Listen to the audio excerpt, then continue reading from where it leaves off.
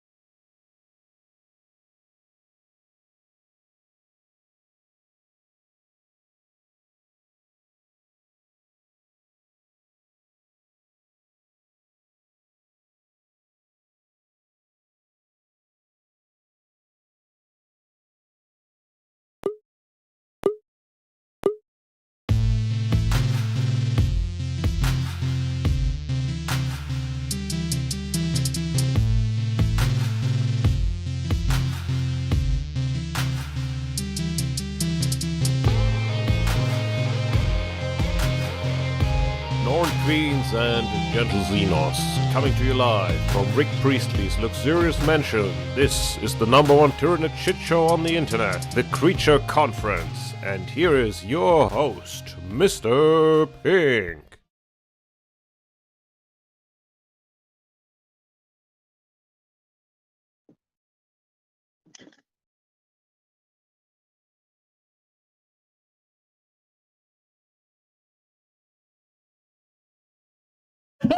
Hello. I am Monosynthesis, otherwise known as Mr. Pink, and I didn't have my mic on. That's how you know that this is the internet's #1 Tyranid shit show. But we're coming up on our 100th episode, and I'm wondering if we should revise that and make it the internet's #1 creature shit show, Xenos shit show. Sorry we're starting a little late, but here we are. I am joined by my erstwhile companions, Hive Fleet Moloch. Hello. Say hello. Hello. Nice to meet you. Yes. Hydra. Hello. Are you out? Hello. Welcome. Oh, I hear you're on your good mic. And yes. Flynnhammer. Hello. Thank you all for waiting patiently while I cobbled together my streaming setup this week. I needed to move my stuff off my dining room table and back out into the studio. And I needed a big space because I want to start working on Nidvember stuff. And we it have requires another big things. Jones. Wait. Is my dear sweet nephew, German Harry Potter, here? Yeah, he is. How are you, Mr. Toiber? Oh, Mr. Toiber. Wait, I missed it. What's the Toiber reference? I missed that one. It's the Klaus Toiber one. Don't you remember? Oh, Klaus Toiber, our dear friend who created Settlers of Catan and Such a Funny Card. Exactly. Yes. So we are joined by. Do we want to use a fake name for Brother Hydra, or do we want to use the real name? What are we feeling? Oh, I don't have one up on my sleeve yet, so maybe Little Hydra works well. Okay, well we got Little Hydra here, otherwise known as German Harry Potter. And I am known in parts of Germany as Uncle Dursley because Little Hydra was studying in Canada, studying the French language in the French province of Canada called Quebec. And he wasn't able to go home to Germany over Christmas break, so he came and stayed with his uncle Dursley in Toronto, No. Canada, No. which was tons of fun. The room No. below the staircase was very, very dusty. I don't even remember where you slept. I think in your living room thingy. In your cupboard, probably. Oh Yeah. man, I don't even remember. Anyway, all right. Good to see you, little Hydra. Thanks for joining us this evening. Yeah. Good to see you too, or at least hear you. Yeah. Where is Simon's video? There's Simon's video. Up. And what are you working on today, Simon? Hydra? I got 3 different things. I'm finishing up my undead skeleton apple picker, just Yep. because he needed a base, and I'm working on something where I need a few apple pickers. I thought about building a Space Marine apple picker tonight, but I wanted to spare you. Well, I don't know. I feel like if you're gonna build, like, I think that's a pretty wait, what's the opposite of, is ignoble the word I'm looking for? Like Oh. depressing, not Yeah. that cool. If you're gonna build like if you want to like really make Space Marines look dumb, I think one thing you can do is make them pick apples. It's a pretty lowly, like I'm not saying there's anything wrong with picking apples. I'm just saying that it's a pretty lowly state for a What? Space Marine to be in. In Germany, this is a very respected profession to pick apples. What are you, Okay. what are you saying? No. Well, This is not compared to slaughtering innocent, that probably is correct. Yes. So Yeah. I'm working on something related for the non-combat tabletop stuff, and so I Yeah. need to finish a few things, and therefore I need to finish this dude and just paint the base and have him done. The other thing Yeah. is that I'm working, or I need to finish a like a crossbow dude. You can see here, for my son, because Yep. we are working on a tabletop game, and he decided that he wanted to have more than just 2 dudes, and he wanted to have a crossbow. And so my little son who is playing the circle heads, like, which you can see here. So these are Yep. his. Yeah, they need a crossbow dude as well, and so yeah, I need to finish that, but it's very easy. And then I'm working on this monstrosity here. Mhm. As some of you might recall the shape, there's something hideous sitting on a block. Mhm. Oh, yes. And I'm going down for or I'm trying to be professional and start early on the Solstice 28 this year early. Yeah. And yeah, I decided to go with kind of the lesser gods of the Cthulhu mythos, and have the oh, is it Chautauqua, the frog god, the hungry frog god? I Is it Chautauqua? don't even know. Oh shit! Don't You ask are me. very Jesus, you are not very good cultists after all. So okay, Listen. I've read me some Lovecraft. I don't remember reading about Chautauqua. It's Chautauqua, the sleeper of NK. there you go. Oh my god. Did he feed you that answer, Lucas? Oh, sorry, little Hydra, or did you actually know that? I just Googled it for him. I'm sorry. I'm not that well versed in the. So Hydra's like, oh, how can you not know Chautauqua? And meanwhile, you need to get Peasants. little Hydra to Google it for you. You need to get Harry Potter to look it up for you. Okay. Okay, So well. frog demon it is. And yeah, I was kind of inspired by the Hellfire Idol Jam that went down on Instagram. And there was a devilish team up of Gardens of Hecate and the Still Tower. And they made some incredible icons, idols, call it what you want. And Yep. very, I think if I recall it correctly, the Still Tower rolled on those shards from, the Oh, Realm of Chaos. Realm of Chaos, yes, and came out with kind of Yep. a female Slaanesh demon thing with a goat head, and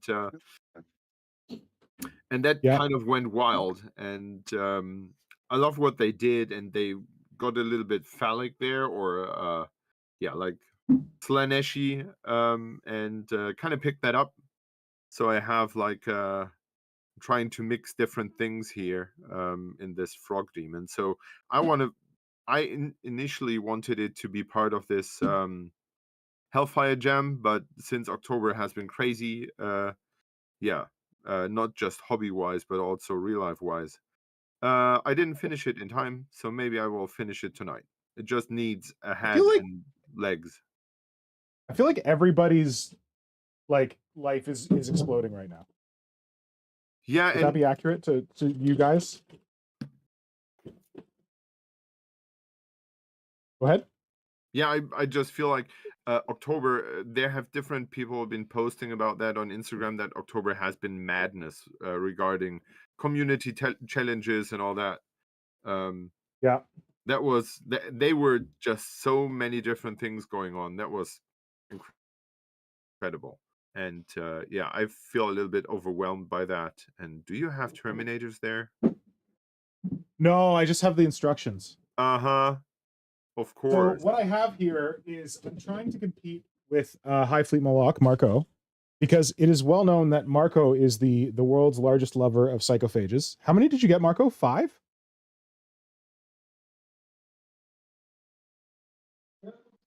Marco, you there? Marco's gone. Oh, he stepped. I asked him a question just as he stepped away. Sorry, buddy. Maybe he's gone to get his psychophages. I believe that Marco had at least 3 psychophages, maybe 4, maybe 5. So to compete with him, I now have 1, 2, 3, 4, 5, 6, 7 psychophages. Which is interesting because I don't actually like the psychophage model. I like parts of it. I don't like the whole thing, but I've decided that I need to do something with it for Nidvember. So the reason that I have 7 psychophages is that 4 of these psychophages are going to donate 7? their bodies to Yeah, I have 7. Oh, sorry, you didn't see the video catch up yet? I did, but I thought you were counting how many Marco had. No, I'm showing you my 7 psychophage frames. I think I actually might have more. What the fuck? I think I missed one somewhere. Okay, listen. So I just got 3 for free from my buddy. He's making a Tyranid like army for like this campaign. Shout out Drunken Dreadnoughts. He bought the Combat Patrol box. But he's a bit of a wild person who bought the Combat Patrol box because he needed Von Ryan's Leapers. And then he gave me all the rest of his Tyranids as payment for doing a conversion for him. So Okay. I got 3 of them from him. And then I got 3 from my 2 copies of Leviathan because I traded with a friend, and then the 1 copy that I got from Eric's Hobby Workshop. And then I bought an extra Psychophage because I didn't think that 3 was enough because Marco had so many. And I was like, well, if he has that many, I need that. Penis envy. Yes. Is it a penis? Big gobbly scrotum envy. That's what it looks like. A big gobbly scrotum. Sure. So yeah, I'm gonna crack out my very first psychophage and assemble my very first psychophage live on stream here. But I'm not assembling it for the reasons that you may think. So stay tuned. Marco, how are you doing with your how is life / hobby this week? I know you said that you haven't had a ton of time for hobby lately, but Yeah. Well, what can I say? My life has been filled with pretty many, with a couple of family tragedies this year. So this is why I don't have much time for anything recently.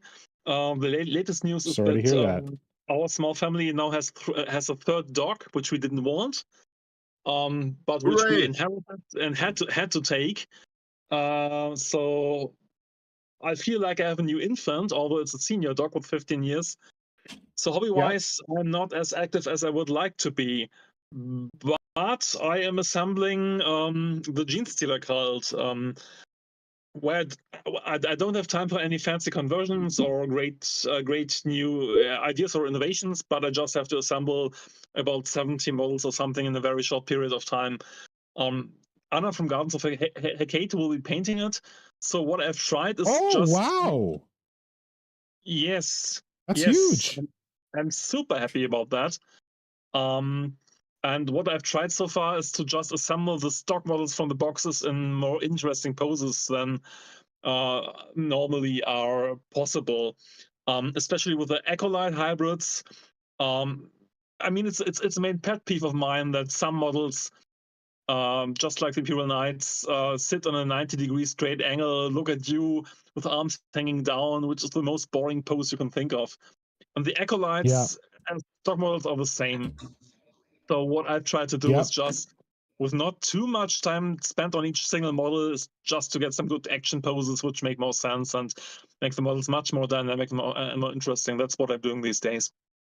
It's so funny. You are trying to get more action poses, and I try to convert everything to be standing around boring. That's awesome. Why is that, Hydra? Why are you trying to get them to be boring? I recently felt Audio that might be really loud. I kind of went into a revision of what I did in the past, I don't know, 2 years or 3 years. Yeah. And it felt like everything I did was a very passive and very resting pose. Okay. Oh. And I there are a few exceptions. Like every bowman that I built is like a mid shot, but other than that, like everyone's kind of a resting pose because I feel like there's a certain menace to it when someone is standing with a two-handed massive axe, not swinging it, but just standing there, just staring you coldly down, not swinging the axe at you. I feel it's passive. It's passive strength, huh? Yes, and I feel especially with human body shapes. Well, I think with Tyranids that's something different, but with human body shapes, which I'm mostly doing these days, like those action poses can get very quickly pretty goofy.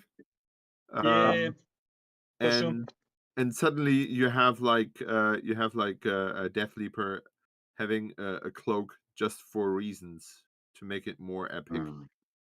And I kind of want to avoid that. And so it was never a conscious thing to do, but I recently was talking to someone, I don't know who, was talking about that and looked at my stuff and suddenly felt like, oh, you are, instead of doing more action poses, I intentionally cut things away to make it more to make it less dramatic. Interesting. I recently built like a one of those rattlebone skeletons, which I think are also in the death. What is it called? Those Curse City? No. Curse. Yeah, Curse. I think it's one of the Curse City ones. They have all these floaty cloth thing going on, and that makes them look really wild. And I cut away all the cloth just to replace it by hanging down cloth. Just to make it as lifeless as possible. That was sculpted it all back in? Yeah. Oh shit. Nice. Yeah, just to have it hanging down boring. So I thought that was very funny to have the very opposite, but I think it really depends on the topic. With cultists, I totally can understand that if they're standing around like passively aggressive or passive strength, that doesn't transport the madness, especially since it's a 40k army and you have units and not single models. Well, let me iterate. I think we all know, just like imagine the Death Dealer from Frank Frazetta, which is the perfect symbol for passive strength. And the Nurgle, the Nurgle champion on the horse recently released by Games Workshop. Oh, I love that guy. Yeah, it's just Frank's Death Dealer again as Nurgle model. It's the same kind of style. Yes. Obviously this is perfect, but what I'm annoyed by is the kind of model that's just as a stock bow standing, like just stupidly standing around, and Yeah. a stock model which does not have such a dramatic pose. It's just like the Imperial Knight is a perfect example. It means all 90-degree angles. The torso is 90-degree angle. The legs are all the same. The arms are just hanging down. The head is looking straight forward. There's no motion in it, and there's no tension in the pose. Yeah. So as Nick would say, the pose is basically shit. Same about the Echo That's Knights. not me. Wait, who was that? That was wasn't that us imitating Games Workshop, a studio member that I'm not going to name? Wasn't that the joke? I don't know. Yeah, it was a joke. I think the joke was that there was a French artist going up to a Games Workshop studio member and being like, "Oh, look, I have this amazing sculpt that I have done. Oh, what do you think of it?" And and our response was, "Well, this part's good, but you know, it's basically shit." I think that was where we went with that. Yeah, I guess so. Sorry. Yeah. So, Yeah. But, yeah. Long story short, talking about Marco, you said think- Death Dealer. I'm not familiar. What is that? A model? What are you referring to there? Frank, you know Frank Frazetta, the old heroic barbarian artwork fantasy staple artist who used to come up with all the stuff in the 70s. You know him. You do? Shit! Please tell me you do. I don't think I do, but I think I saw someone post something where they went to like a museum of his work or something. Yeah, Did he do like a lot of like Conan illustrations? Conan the Barbarian? One of the first guys who made those heroic fantasy, sexy monster, well-muscled hero tropes. Reality.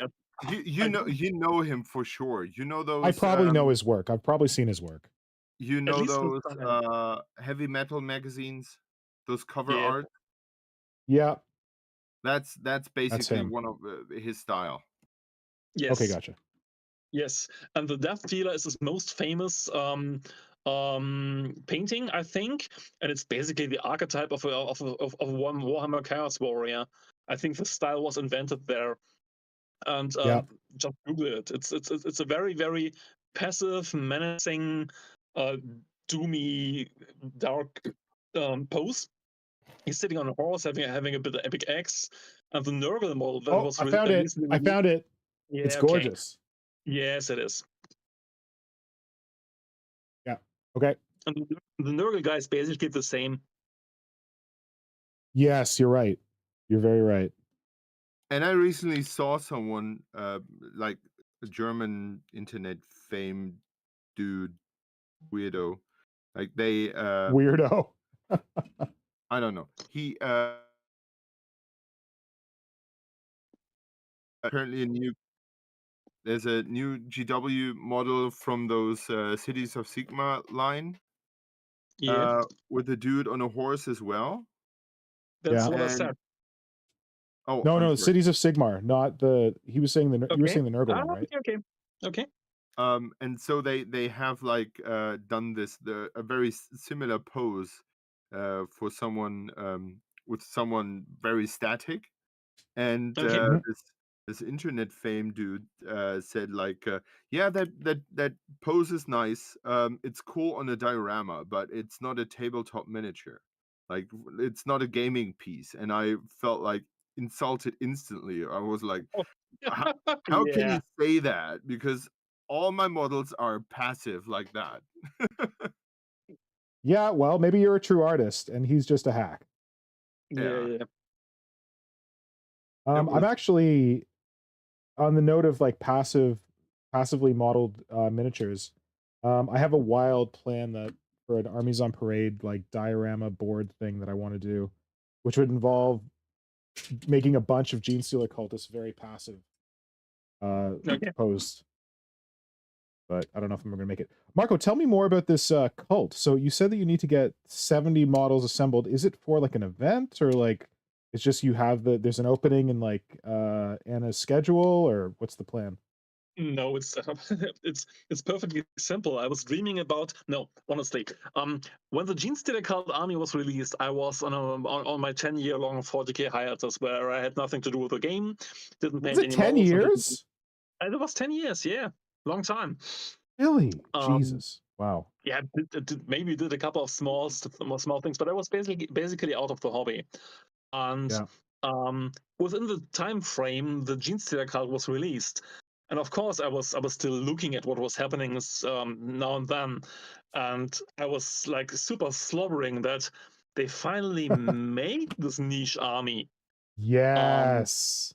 with all those amazing character models. The neophytes are like mwah. And many models of the range are like really cool, and the theme is just like the theme is still so complex and dark and subtle, and there's so many horror-tropic nuances in it that I was obviously super happy that Games Workshop did do it. But I was out, but I never forgot my fascination and my happiness that that it was done. And with my Imperial Knights project being pretty much finished, I thought about what I would like to do next, and I didn't get it on a conscious level, but I have some money to spare these days, and I found myself googling on eBay for some painted armies, and I looked into my subconsciousness and thought, what would I love to see most, and it was very obvious for me that I would love to see a beautifully painted Gene Stealer Cult army there, and I thought, okay, obviously this needs to be done, and that's why I thought about who I wanted to collaborate with on, and my good friend Argus has been collaborating with Anna from Gods of Arcade for he has? Oh, cool. Yes, he's the whole Sisters of Battle army painted by Anna. Wow. Does Agus post his stuff anywhere? Because like I remember Agus from back in the day, but on his website he doesn't have Insta. He doesn't use Facebook much. A little bit Facebook, but mostly on his website and on Dhaka of all places.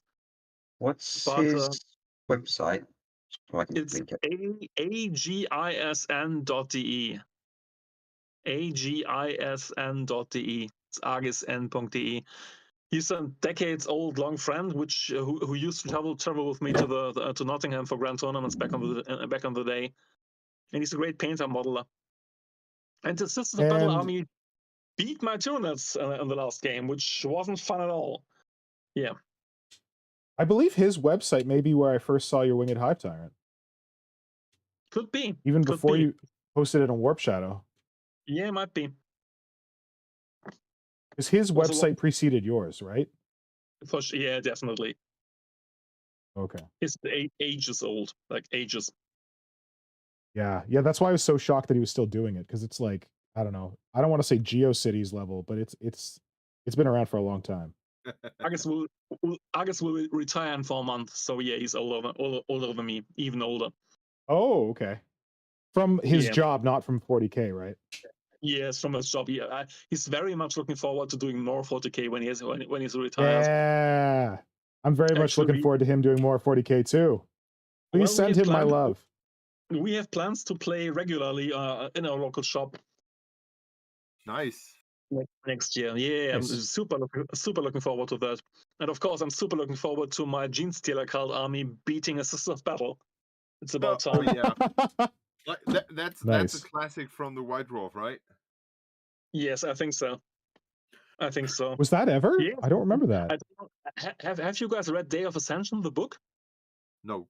You should, really. It's written from the point of view of a Gene Stealer Cult. Fighting on Adeptus Mechanicus world with crazy characters, and the author really nailed the perspective from a certain point of view. Good. I don't want to spoil too much, but I just read it a couple of weeks ago, and it's a good book. Day of Ascension. So, are you doing anything? Is Anna or are you doing anything really wild in this Gene army? Like you said, you're assembling the standard miniature. Oh no, you said you didn't want to do any conversions, right? Well, right now I feel like I'm doing the basic stuff for the army to work. And we're going to have to nail down a color scheme. I'm trying to get more interesting poses, which is working well, I have to say. And Yeah. for example, I'm assembling the new gene stealers right now, and I'm super happy how cool the models are when seen for real, not only on pictures. But Oh, our dear old nice. Okay. our dear old Simon has offered to convert a certain Age of Sigmar model into a gene stealer patriarch. And Oh, I forgot about that. talked to Anna about that, and Anna's super happy to work with me and Simon on that. Yes. So Great. in my ideal world, the first wave would be the standard core of the army to make it playable, and then hopefully for me and Simon and we'll see who else to have time to play around with more interesting stuff. Because of course I'm also want to see more inspired things and play around more with themes. Simon and me talked a lot about that recently, a couple of weeks ago. What could be the themes? Cool. Well, I was going to say that the way Simon sounded surprised when you said that you've got a bit of money to play with, I was like, that sounds like he wants in on that money and you didn't ask him, but apparently you did. Let's go. I will have to I'll make you an offer here just in case, because there's someone interested in my space cow gene stealer called Space Cow. Yeah. And the person wants to buy it, and if you would want to buy it first, I would gladly give it to you. Thank you. Let's talk about it. Yeah, we should change the topic. We should, have a separate chat about that. But of course, well, I love it. I love it to death as well. I was just thinking that my hobby budget isn't as large as it used to be, and my solstice thing is rolling up. But earlier this year, I have spent like 3 months casting every evening the resin, and that was horrible. It paid off in the end, no doubt, but it took so much time that this year I do want to do it. But on the other side, I need more resources up front to buy more silicone, to have not just one mold to work with, but have several molds. And so silicone is expensive. I need money. It's not money that I can take from my bank account, so it has to come from somewhere else. So wow. Know where this is going? As Nick used to call Uncle Money Pants is there. Is that me or was that Simon who called you Uncle Money Pants? I think it was. I didn't know about Uncle Money Pants before you told me. Oh, come on. Also, Flynn, thank you. Yeah, Flynn has been sitting and waiting very patiently. So, Flynnhammer, I'd like to do two things. First, I'd like you to tell us what part of Rick Priestley's expansive mansion we are coming to everyone live from this week, because we haven't done that yet. So I'd appreciate it if you could find a spot for us where we're broadcasting from. So we're coming live from his recording studio. Ooh. Okay. Didn't know he had one. That's great. He makes his little podcast and records his ideas about his narrations of the rule books before he releases them. Oh, nice. I like it. Yes, thank you, Flynn. And you were saying chat, right? Yes, chat. All right, so I'm just going to run through first of all everyone who's turned up, and then go through things that pops up. So we have Felix, Dan Kaplinger, Radon995, Alki Minis, Go For It Painting, Dwarfinage, Diana, Tom Wilson, Daka Flame, Daka Flate. Daka Flacka Flame? Gone. And do we lose him? Am I not here anymore? Fun. No, you're still there. I'm trying to change it. I'm trying to change a setting on the stream, just because I got a message from Dwarfinage saying that. Oh my god, you guys still there? Family keeps popping in and out every so often. Yeah. Sorry, I think it's maybe because I was messing with the stream. I'm not. Dwarfinage told me that Instagram apparently was just like spamming people with ads, and so that's not cool. So I had to do something about it. Instagram, oh dear. You No, mean Instagram. YouTube? What? Apps. Did our Instagram? Oh no, not Instagram. Sorry, YouTube. Yes. Sorry, YouTube. Right, So I've now adjusted it. I hope it's better. yeah. So Thank you, Dwarfinish. we have Stefano Carly here says, is there a possibility that all the psychophage butts are going to form some sort of digestive pod with that more terrain you got from Warcry? Someone's paying attention there. Wow. There's a possibility they're going to do something. They're not going with the Warcry thing. That's a really good guess. I'm going to save the Warcry thing for something else, but yeah, I bought a bunch of foam. This stuff is terrible, but this stuff is awesome. This is EPS foam or something. I've never used this. Seems like super tough styrofoam. Looks like a pool noodle. Oh no, it's like super hard. There we go, tapping on the mic for you. You've never used this it? stuff just sheds crap. I've used styrofoam and I've used insulation foam. This pink crap, but Yeah. I don't know, it just feels different. I've been using it for like 20 years. It's so cool. It's called Styrodur in Germany, and it's the real deal. No. You're getting that wrong. XPS is the right description. Styrodur is just the brand, like Tempo. Okay. I see. I get it. And XPS foam is the pro term. The common name for it. Yeah. I see. Sorry to be a smartass here, but I made the same mistake. That's what we pay you the big money for.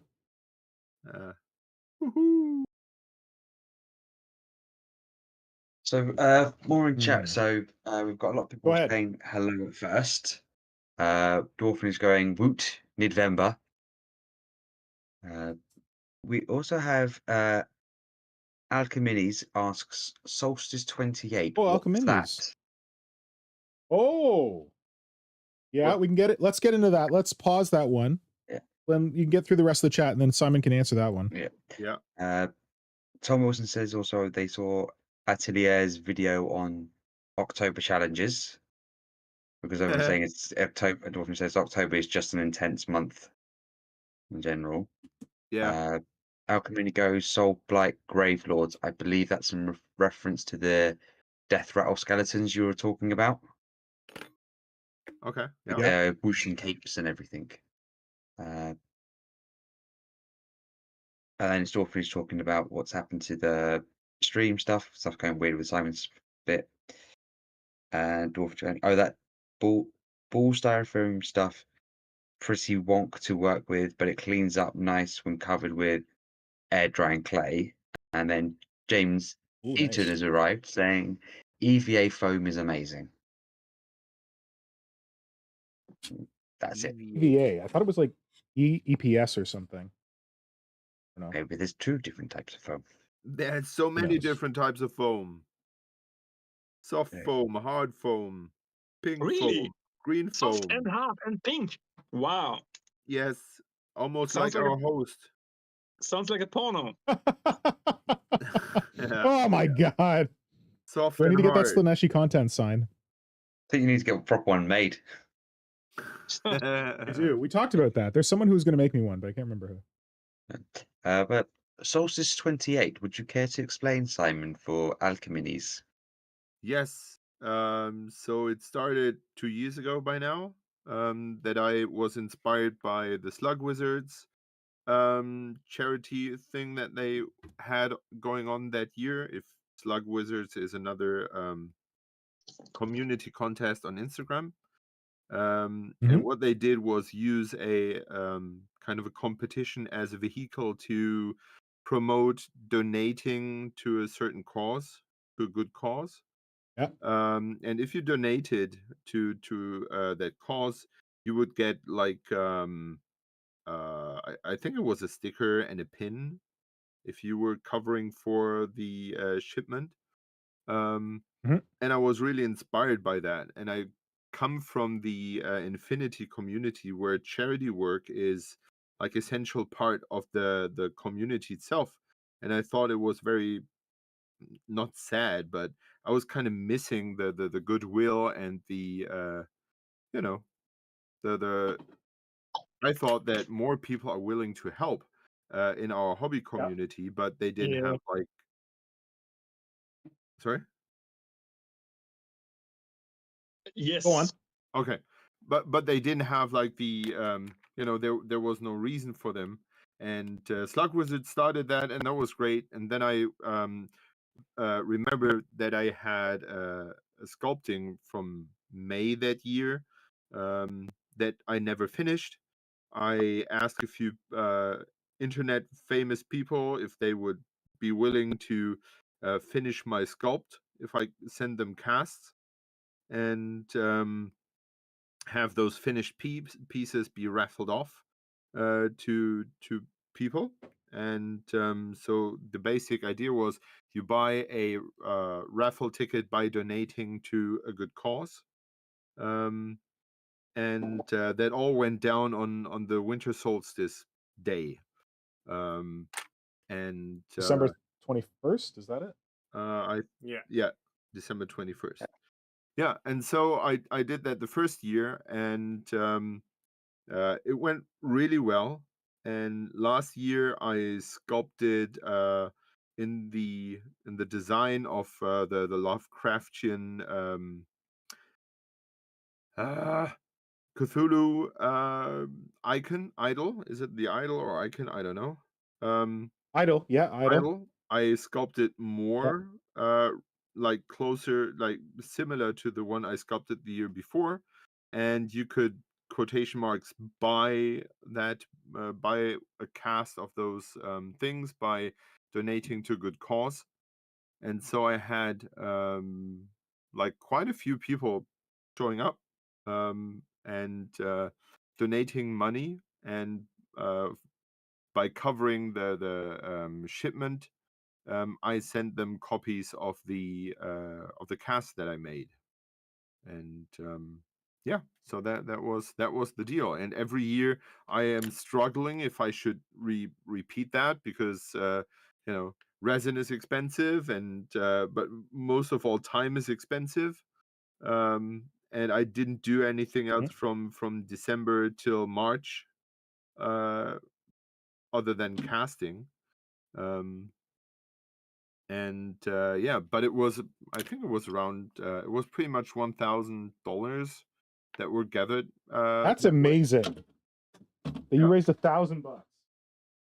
And yeah, I think Yeah. every year I'm hesitant if I should make the effort. And on the other side, I think that the world is as fucked up and grimdark as the world is right now. A little help doesn't do any bad. So A little yeah. help doesn't hurt. Yeah. So I will Nice. do this frog demon monster thing. And I have another like I want to, on the one side, I don't want to bore people with the stuff that I have last year, so I want the same people to who are apparently willing to donate to a good cause come back. So I want them to have something new, and people who are new to the thing can decide if they want the old cast or the new stuff that I'm doing, or both in best case. Simon, for your Yeah. own sanity, I would Yes. say only do one new totem. Full stop. Don't do. Thank you, Flynn. I agree.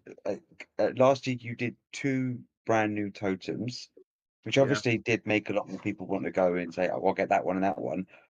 But for your own sanity, just do one, and then it will reduce the amount that you'd have to do extra. Because, well, and also you can spend. You're not rushing yourself trying to get more than one statue done, so you're able to take your time and everything with it. Yeah, you're probably right. Simon is not someone who is good at preserving his own sanity. He's someone who's good at working. We know. So he definitely needs Yeah, this yeah. help. That's what I'm just like. Yeah, I'm just stop jumping in now with it. Please don't burn out yourself with it. I'm sculpting Man makes a idols good for point, undead Simon. gods. Yeah, we'll Yes, but those see. undead gods they will wait. Yeah, that's the beauty of undead gods. They'll always be there. But yeah, No, but Simon, seriously, listen to Flynn. I think that's a very good suggestion. That yeah. 1, maximum 2 is probably enough. No, I'm just saying 1, because last year you had to do 3. You did 3 different castings. Yeah, If but you I do fear that the people who I don't think that there are so many new people showing up for this. And Simon, yeah. I think you've gotten about 2,000 followers over the last year. You're probably going to get at least another 10 more people, and that's going to be another 40. There's also going to be people who thought about doing it last year and who missed it. Yeah. Yep. You can't say that, like, you know, I'm only doing this thing for like the however many people participated last year. Like, you got to get like new people, different people. You could like talk to the Slug Wizard guys. Maybe they can help you promote it. Like, yeah, aim bigger, aim different. But I don't think you need to kill yourself to make like brand new things every year. Yeah. Okay. And if you get to that I will talk to stage, my sanity and see what she thinks about that. What kind of sanity? My sanity. Yep.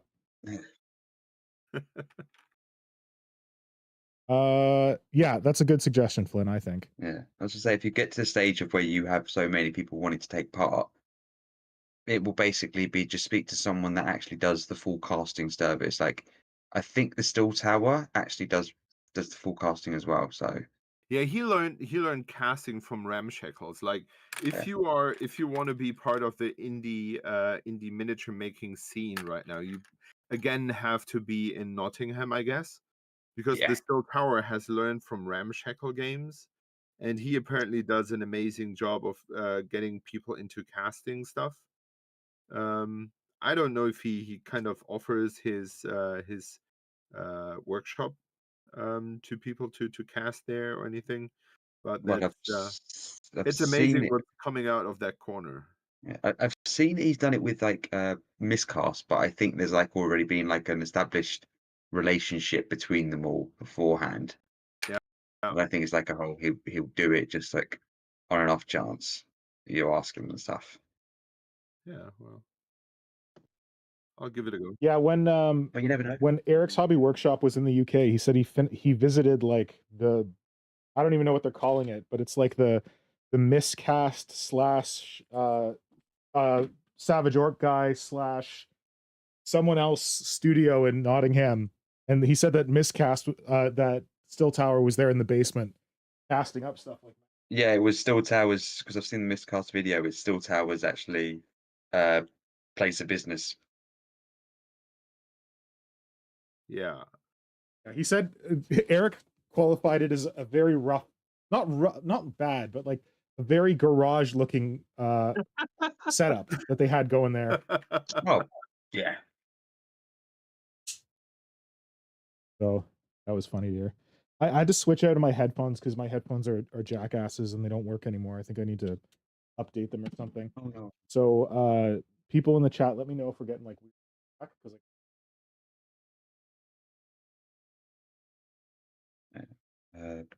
Oh, the Agent of Chaos has arrived. Oh, nice. Joe.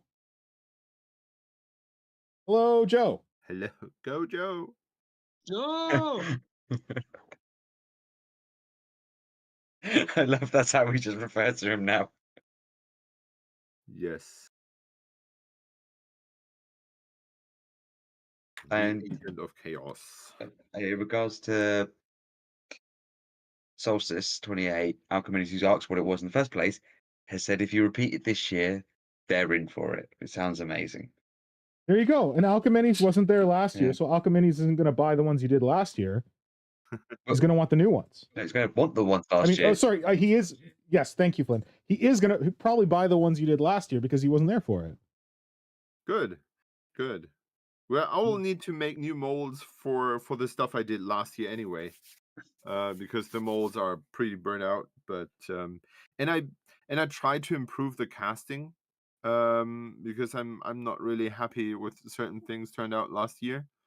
Yep. And I was tempting. I was tempted to wish for my birthday a vacuum chamber. Then I learned that you need a pressure pot, and then I learned that people can blow up your house with a pressure pot. And then Okay, speak to you got to contact between the Bolter and me because they've done this. They've made one. Oh yeah, I was about without blowing up their I was house. about to say that. Do you want to make the sorry. jankiest one you possibly can? And it's Because not. you might be thrilled to know that, but I will eventually do something 40K the other day. What? What? Yeah, because the Weir brothers have this insane setting going on. Who are you and what have you done with Simon? Yeah, they have this this setting going on where they are kind of fleshing out this this imperial cult Hive city.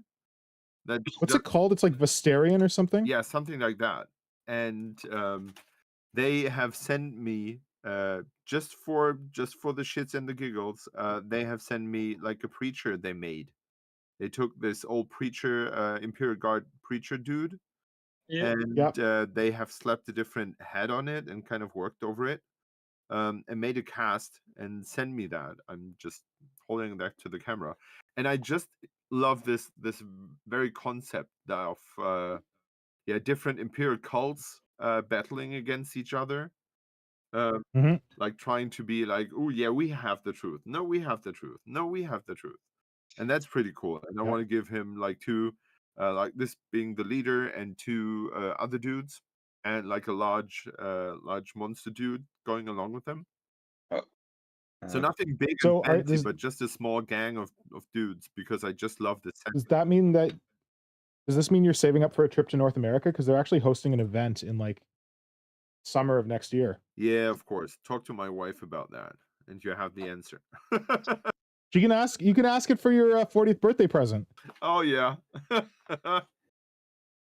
Like you talk about, you've got like the sectors of the imperial cult that battle against each other.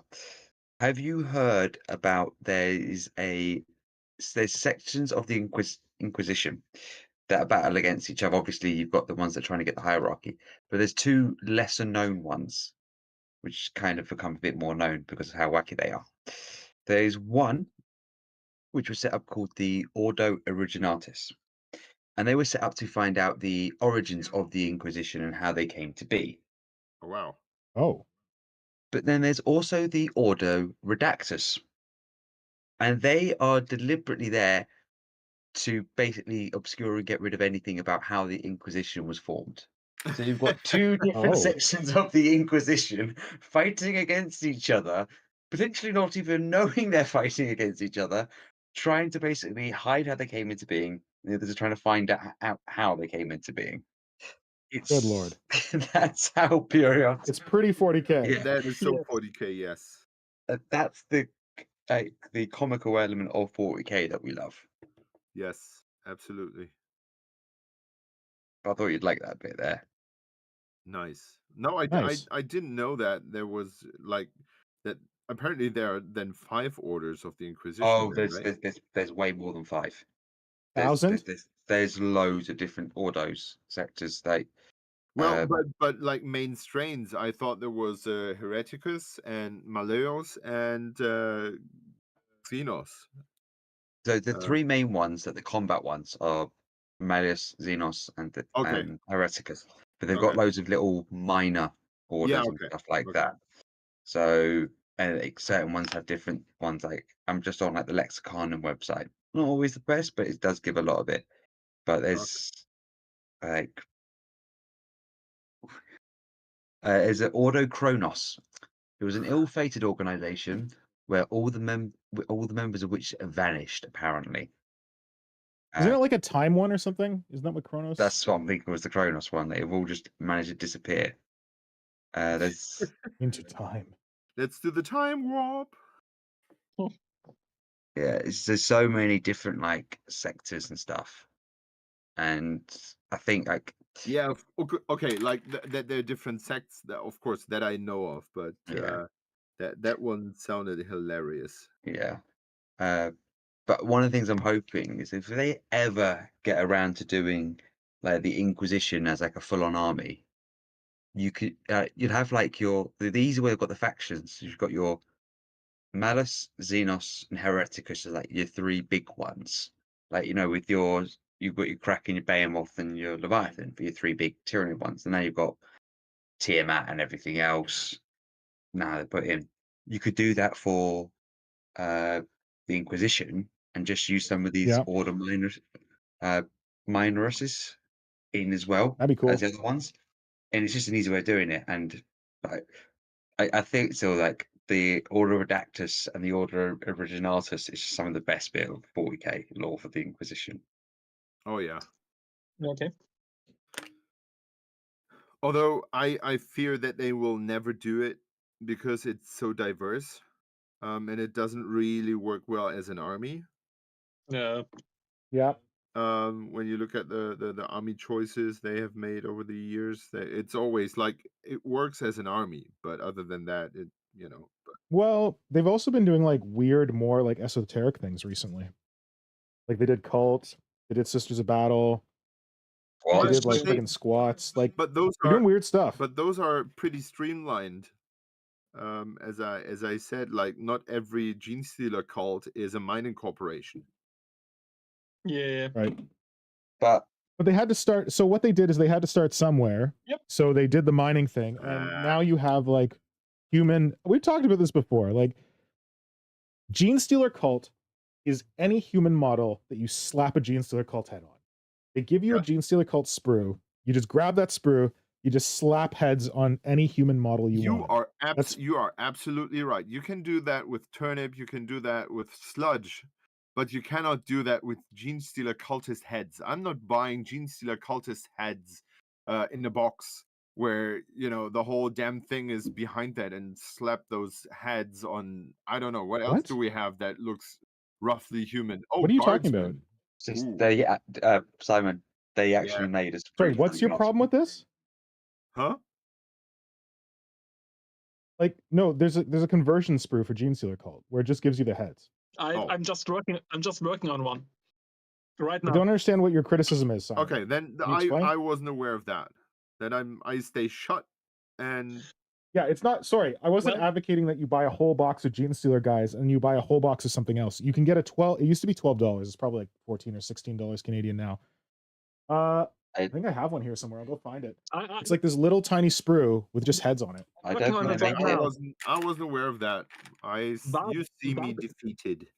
But there can be one criticism because this sprue is normally used for Brute Brothers with Imperial Guard models, but the heads are clearly neophytes, not Brute Brothers, because they are way too mutated to be just Brute Brothers, which are hypnotized and a little bit changed. So the problem is, for me, they are perfect to portray neophytes in all other human models, of which you're totally right, Nick, but they are not very well suited to be used as Brute Brothers. My 2 cents. Yeah, I guess then, for example, if you take Imperial Guard, you just go like they're wearing helmets and they're the usual the normal dudes, and the ones who are a little bit their head is too big to fit under a standard size helmet, and so Absolutely. you have them. That's why they stand out more. Well, you say that, yes. but you can't buy them anymore. Brute Brothers. Too bad. Because because they were with the old Cadian set, right? Yeah, they were the old Cadians. But you can buy the upgrade sprue and do the same combinations with current models. But I still think it's not as fitting as it should be, because they're basically neophyte hybrids, which is not Brute Brothers. Oh yeah, that's just their upgrade frame, but yeah, but Yeah, but the style of the upgrade frame heads is mostly just exactly as the neophytes, but just with different heads. They have super cool designs, but they look too mutated and weird to just be humans for me. Yeah, for me, it's just at the price of the upgrade frame. Like the Brood Brothers on the website was £27.50, Yeah, which is not too bad. When you compare it to the price of the upgrade frame, yeah, you're just getting about 12-ish, 14 I'll be heads, back in a sec, but you have little Hydra here to talk with. £9.50, which is just like yeah. there's no comparison. You would go for the Brood Brothers sprue, so you're Totally. actually getting worth your money, and you're getting the bits later for other things. But also you could just use helmeted heads to cover, because it's the ridge bit where is what the main detail is for it. You have a helmet on there, the ridge is covered. You can do what you need. Absolutely. Okay, I went to dig out my sprue. Apparently I clipped off all the heads and all I left was the sigils, so I Yeah. can't show it. No, well, I don't want to link to the workshop website, but Whatever. it's basically you get 14 heads, 5 knives, 5 belts with sort of like grenades or pouches or mixed, and the little icon to tag to it, and then 5 icons as well, and that's it. That's everything on that sprue. Wait, I just realized something. The Brood Brothers, do they still have the old Cadians? They were the old Cadians, but you can't buy the thing you can't buy it anymore. It's sold out online, which has been the only place you could get it. Hey, please redo that with the new Cadians, please. That's what I'm thinking they may do in the new hope. release. However, Hope. it does depend on if they keep Brood Oh, Brothers. right. If they do a release for Genestealer Cult, When they get around to that's a Genestealer super Cult. easy way for them to like put out a new box that Yeah. people can buy. Absolutely. Didn't think about that. Good point. That's the easy way to do it. They just go like, here's the sprue you can throw on top of it, and you're done. And you just use that sprue with Yeah. whatever you want. Ogrins. That'd be an idea for a future Genestealer now. Thank you very much. Well, and we for add that some to the list. reason, Ogrins are explicit from being used from the God Codex. Don't ask me why. Oh, you're not allowed to get them in a cult? Nope. Yeah, That sucks. there's a lot that you That's can't such do a good with cultists. option. No abhumans. They do what? No halflings, no Ogrins. I think that's just Those would be the funnest Genestealers. Oh yeah. I think it's more to balance it. Boring. But Dude, Ogrins would be so cool. Then you could do like a Tyranid warrior or like a Tyranid warrior size Genestealer hybrid based on an Ogrin. That'd be amazing. Amazing. Yes. Amazing. because Sorry. also you can't do they said, oh, even though they're humans, you can't do like knights or anything like that, even though they've got the keywords for it. However, there is a way you can go around and having a thematic Genestealer cult army, but not being Genestealer cults. Yeah, you just take any army and just slap some sigils on them. Yeah, you just basically do what you said. Like you model them to be Genestealer cults, but instead of it being Genestealer cult rules that you use, you just use the normal rules and the normal ally rules and everything. Yeah. Regard? Yeah, for God, it's a cop out, but you can do it. It's not a cop out if you make like a really cool, like fluffy Genestealer cult that looks amazing. Oh yeah, but I'm saying It's just that it's pure Brood Brother. Like they haven't gotten to the point yet where they're super mutated or Oh, I mean, some it's shit like when you're playing the game, it is you don't get any of the Genestealer cult stuff for it, like the special rules or anything for them. Like that's so if you're you're playing at a playing. disadvantage. Yeah, that's if you're playing the game. But also you can take your knights now and everything else. It's more of a. I'm trying to get the word for it. The words are not coming. But if you're wanting It's to a have, count as. It yeah, count as, yeah. And I but used you're to using play. the actual models. I think with most armies, you will probably find someone, find a unit type that kind of fits into the cult. Like I used to play my cult as a Imperial Guard, and use the sanctioned Psyker as a Magus. Magus. And then I used conscripts as morally mutated brood brothers and all that, but Yep. it still feels weird to play with them. At least to me, it's like it will always be like it could be better if they just had decent rules. Yep. But that also maybe is just me being like, oh, I wish I had everything. Oh, we've got a bit more stuff in comments now. We're talking about Yeah, please. So, I'm just looking to make sure I can look where I can start from. Symbio Joe says it'll be a little bit miffed that they'll miss out on episode 100. No. Good thing What? it gets recorded. Too bad. So sad. Why would he miss that? Heart attack planned, or what will happen? What will happen, Joe? There's no excuse. Symbio says Dark Heresy is full of that stuff. I think that's in response to like the Order Redactus and the Order Originatus. Ah, gotcha. Yeah. Yeah. Dolphin says, as it is now, Inquisitors are like characters that Imperial armies can take.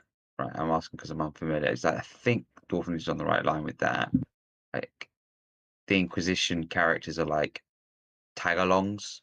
I think it's for certain armies. Mainly sisters, I think. Where you just basically attach them into the army and they go from there. But yeah. Or they get allied in, but they don't do certain things to unbattle line your army or whatever it is. I haven't played since 5th edition, so I don't know about any of the rules. Then Jojo says, yes, army-wise, it just means there is an Inquisition, unless you play a militant arm of the main Ordos. Grey Knights, Death Watch, resists a battle. But that helps. Joe says, that would be nice. The Gene Stealer cult heads are a little bit too big for the recent Imperial Guard troopers. Orphanage Ogrins would just be those big aberrants things, right? You could. Well, yeah, you could just make even bigger aberrants because aberrants aren't Ogren sized. Yeah, that's small. They are just too small. Yeah. They're a bit like bigger than humans. Yeah. Should be bigger. Space Marine sized or whatever. Because aberrants are meant to basically be like something went wrong with them at the generation to generation changes went wrong, and that's why you have aberrants. Yeah. I think that's dumb. I think that's really dumb. What, the fluff? You can make up any fluff you want. Yeah. Well, Simon, there's also the evil mad doctor playing around with the genes and making sure aberrants are grown and developed as such as they are. So there's a theme behind it, which is more interesting, I think. Yeah, the Twisted Helix, I think, is the cult that has all the bioengineering. Yeah, the Biophagus is the doctor, which is a super duper cool model. Yeah, the model is great. I absolutely agree, but it feels weird for. I know it's technically not 100% the hive mind. No, it's somewhere in between, but it still feels like it should be like this already, almost full superorganism. Yeah. And suddenly it makes mistakes. Yes, but I think the card thematically is so many different horror themes mashed together into one soup, which makes it so interesting because you can explore all those different angles on horror themes and think, oh, this is more my kind of angle, or I like this kind of horror stuff more, and the synthesis of all those themes makes it so unique and so special. Well, it does take 4 generations for a gene stealer, for a human to be implanted with a gene stealer kiss to a new gene stealer being birthed, because you've got the first generation, which I think is like the acolytes and metamorphs. You've got it's backwards from what you'd expect. It's like the first generations are the most messed up ones. Yeah. And then the later generations are more human looking. Third generation. But then the final generation is a pure gene stealer. Yeah. Like, wait, how does that work? Yeah, so the third generation is most humanoid, is no extra arms. or if anything, it's a tiny little star, but they've got just the ridges, but they're already faded. And then, boom, G-Sealer. I Sorry, do Marco? remember. I think it was Phil Kelly once saying that the image of a happy couple of two Oh yeah. nearly humans going through the garden with their baby stroller and having tender feelings for their small baby, just like in Rosemary's Baby, where it's Satan's son. But in this case, it's a pure strain gene stealer. It's so cool. Yeah, that's a good point. So twisted and fucked up. It is creepy. There's a good Warhammer Plus animation for Hammer and Bolter, which has about like a gene stealer cult family trying to escape a planet. Really? I basically ruined the whole man. story for it, but it is a short like video, but it's actually really interesting. Cool. I've given the twist for it, but it is good. Sounds It's been out. great. It's been up for ages, so it's not like if you Well, haven't. the twist is what's going to make us watch it. Although I have you know what, my Warhammer Plus lapsed. I got it for the Chaos Terminator, Mhm. and you know I never watched. I may have watched one episode of something. Oh, but the thing Yeah. actually that made me watch that episode in the first place, because obviously I didn't know the twist. They had a Tyranid invasion going on, and they had Sporocysts landing, and you could actually see what they did when they landed. It was brilliant. Oh, cool. That's why I Wow. watched it, and it was just like you were following this family fleeing and everything. But regardless of that part of the story, the Tyranids attacking was brilliant. Okay. Great. So I can't remember what one it's called, but it's definitely to do it. But you said yours lapsed, Nick. So did you cancel yours after you paid for a full year? I paid for a full year and then I just didn't renew. You might want to check that because mine, I don't know if you set it up to. Well, they didn't ask me to pick a new model, so I assumed it was off. Get that straight Whoops. away. As in, did you get asked to pick a new model yet? Well, I got told like it's available. I got an email sent to it, but I've seen you've shown I did me not get that email. Nick, I've seen your notifications for your inbox. Enough. You may have received it and not seen it, but I did not receive the email, Flynn. I don't appreciate that. Your screenshot. Anyway, enough of that. Your creepiness.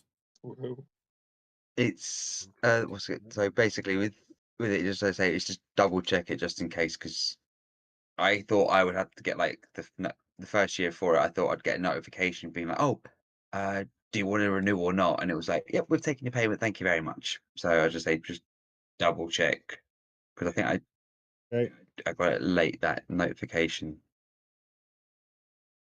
or was that just the same email as like the whole notification? But anyway, just having a look. Who's next?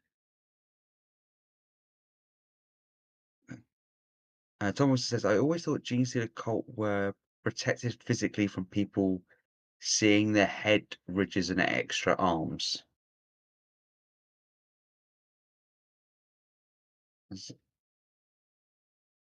What do you mean? That's what I'm trying to think. As in, is it like a psychic thing or they just don't notice it? Because I remember one of the, I know I talked about Kyver's K in a bit today, but I remember that being that he kind of notices it, but he's not too sure. Well, about an arm. I can only again heartily recommend to every one of you reading Day of Ascension, which pretty much shows you how people inside of the cult would perceive it. I found it super endearing that one of the protagonists, which is I think a neophyte female, like a fourth generation hybrid, is always thinking about her aunts and uncles, which are the first and second generation hybrids living in the caves. Nice. So all the warmth towards the cult and the righteous goals and the angels of the emperor coming to get them one day, so well portrayed. Because of course the cult members don't think, oh, we are horrific monsters. They think they are right. They are the oppressed. They are the family. They hold together. They strive for a better living and for a better world. They have their heroes. I mean, the whole killer morph thing, where they worship their own hero against oppression and dictatorship, shows they have their own narrative, their own story where they are in the right. Yeah, They don't think they are monsters at all. which is so cool. Super cool.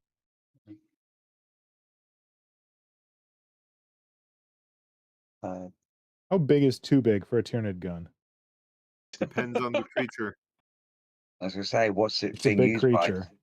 There is no upper limit. It's a well, okay. See this square, this 12 by 12 square right here. This is the creature's base. Okay. So, Well, what's the 12 ratio inches? between, I don't know, Carnifex and the gun it's carrying? that would be scientific. Who needs that? Is it dominant? Just do it by gut. What's the scale of the model? Is it how tall is the model going to be? Because obviously you know the base, but It's a good question, Flynn. If you know, let me know because I have no idea at this point. right, I think the problem is a different. When you think about mechas or Tau or stuff like that, you have a certain ratio where gravity apparently doesn't need to exist anymore because the weapons are so huge. Nick, is Yeah. this the Dominid you're working on, starting on? No. Okay, then I have no idea then The what size. Nidvember project. Why would the Dominid be on a 12-inch base? That's a bit large. I would Okay. Because I've not seen one up close, so Oh shit. I would probably. Oh geez, good. It really is a good question. It's okay. I'm gonna eyeball it. That's the best way to do it. is I would go with half the size of the main body. But I remember that when I made the dominatrix the first time, Yeah. I had to redo the gun 3 times because it What? always fell out of proportion. Wow. Was Oh. it too big That or is too cool. small? It was too big. Okay. It was always too big. Shit. Interesting. Simon, I'm not shocked that you have a problem with your gun always being too big. do we need to get the sign? We got one. We didn't talk much about sphincters by now, so we can go the opposite direction. Okay. Marco, what do you think of my sphincter? I love your sphincter. Sorry, out of context. It is always. What do you think of the sphincter that I made for my Tyranid breaching pod? Super cool. It's not very great. I could have done better, but what do you think? Yeah, you were stuck for time, huh? You were in a hurry, but I think it's super cool. The theme of this, Thanks. it's a sphincter and something phallic in the same place, huh? Because it's ramming into the ship, isn't it? Yep. So it's a phallic sphincter, which is the best kind of sphincter, I'd say. Kajan tried to convince me to put a beak on it. I think that would have been like, I don't know if that would have been phallic, but that would have been a bit gruesome. Yeah, but no. No beak for me. Sphincters don't have beaks. Oh man, I missed an opportunity here. I was just thinking like this gun is gonna have kind of like 3 barrels.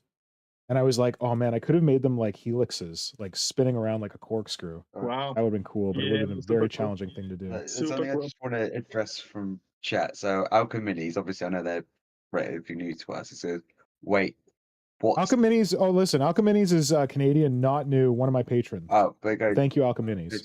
Wait, what's the sign? That's the Slaneshi content sign. Yeah, that's when we have sexy stuff going on the stream. All I the used to have a time. sign that said warning Slaneshi content, and then I lost it. Yeah, there used to be a sign. Used to be up a lot. Yeah. We used The to stream got too sexy. we used to be honorable people one day. It used to be, don't make me tap the sign. Yeah. And now Well- what have we become, huh? At least I can claim that I'm working on Depraved a monsters. frog with boobs. So Wow. That is something. And Yeah, I noticed the frog was grasping its own boob copying a feel. Oh, its own of boob. itself. copping a fill. That sounds interesting. Feel. Yeah, that's when you grab a little squeeze. I wouldn't recommend doing it without permission. You would? You wouldn't. I would not. Yeah. Always ask. Politely. And buy some Seek. chocolate and wine and cinema tickets. Seek enthusiastic consent, kids.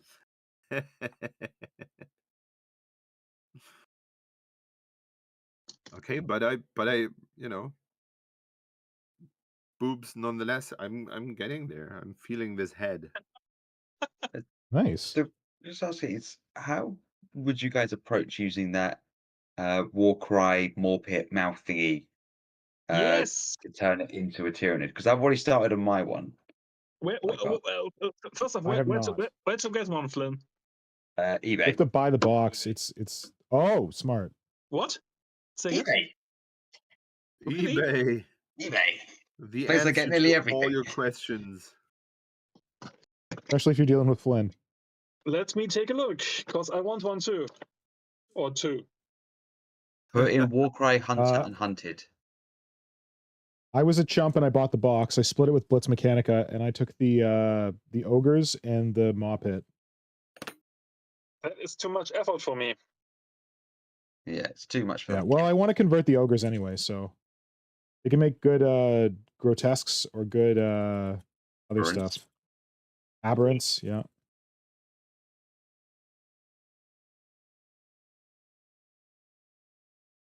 I spent so much time preparing this boob to be grabbed, and now I'm sculpting a frog neck over it. Ah! Oh no. Ah! But to be honest, Marco, if you do go for Yeah. the full box, you do get some doggos as well. Okay, I just found 2 more pits in Germany. Nice. How much are they going for? €35.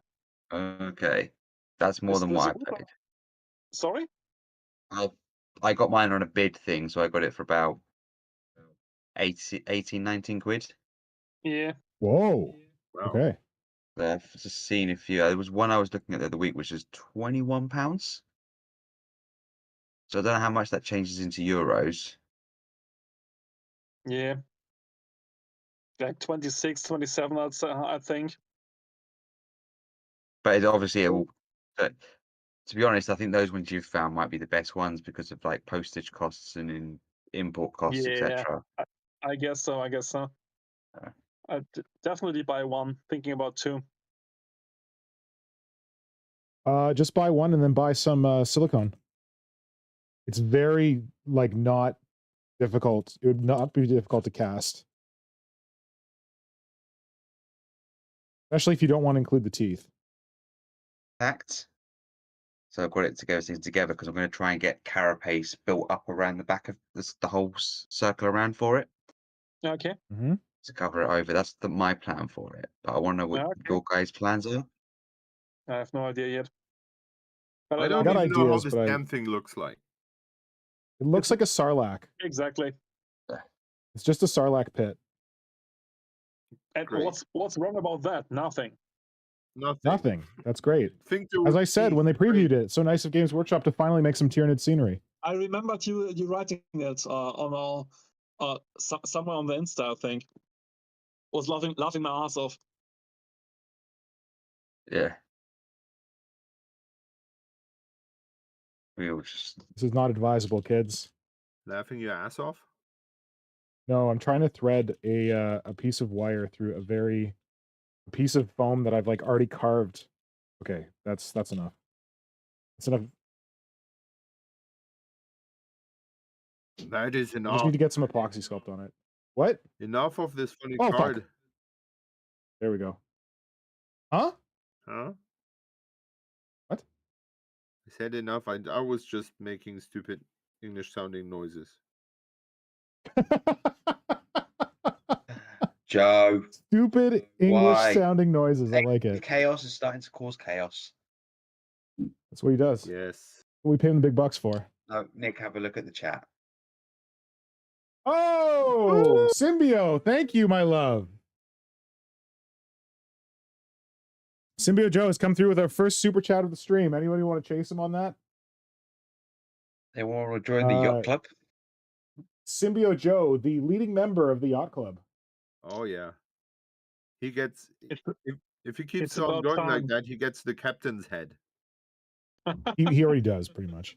He's already got the well, captain's no, hat. he's got to be the first mate. Marco is the captain. Oh, that's right.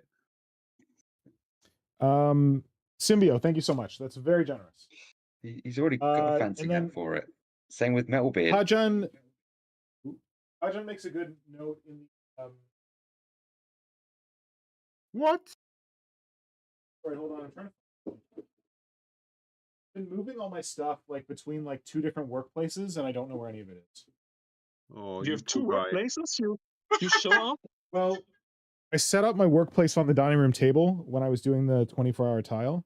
Okay. And then Nora was very patient with me. Okay. But then Sorry.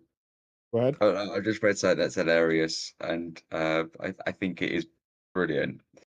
I think I'm just trying to figure. I think I read the name. We've said it. Tom Wilson says maybe Slanishy content should be the next Patreon sticker.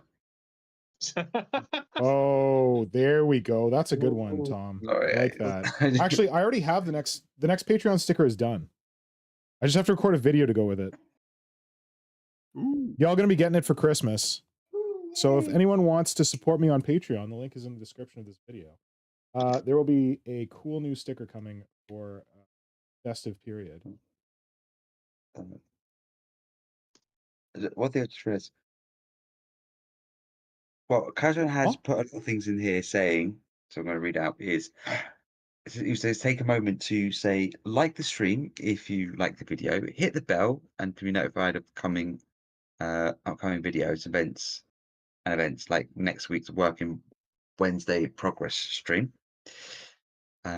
Also, subscribe to take part in the chat, because obviously we have turned off non-subscriber things because we've had very much Slanesh Friends. content. We've had friends join us in the chat. Friends, uninvited guests. Let's leave it at that. There we go. Also, friends, yes. The best kind, eh, Simon? It's promoting your Patreon.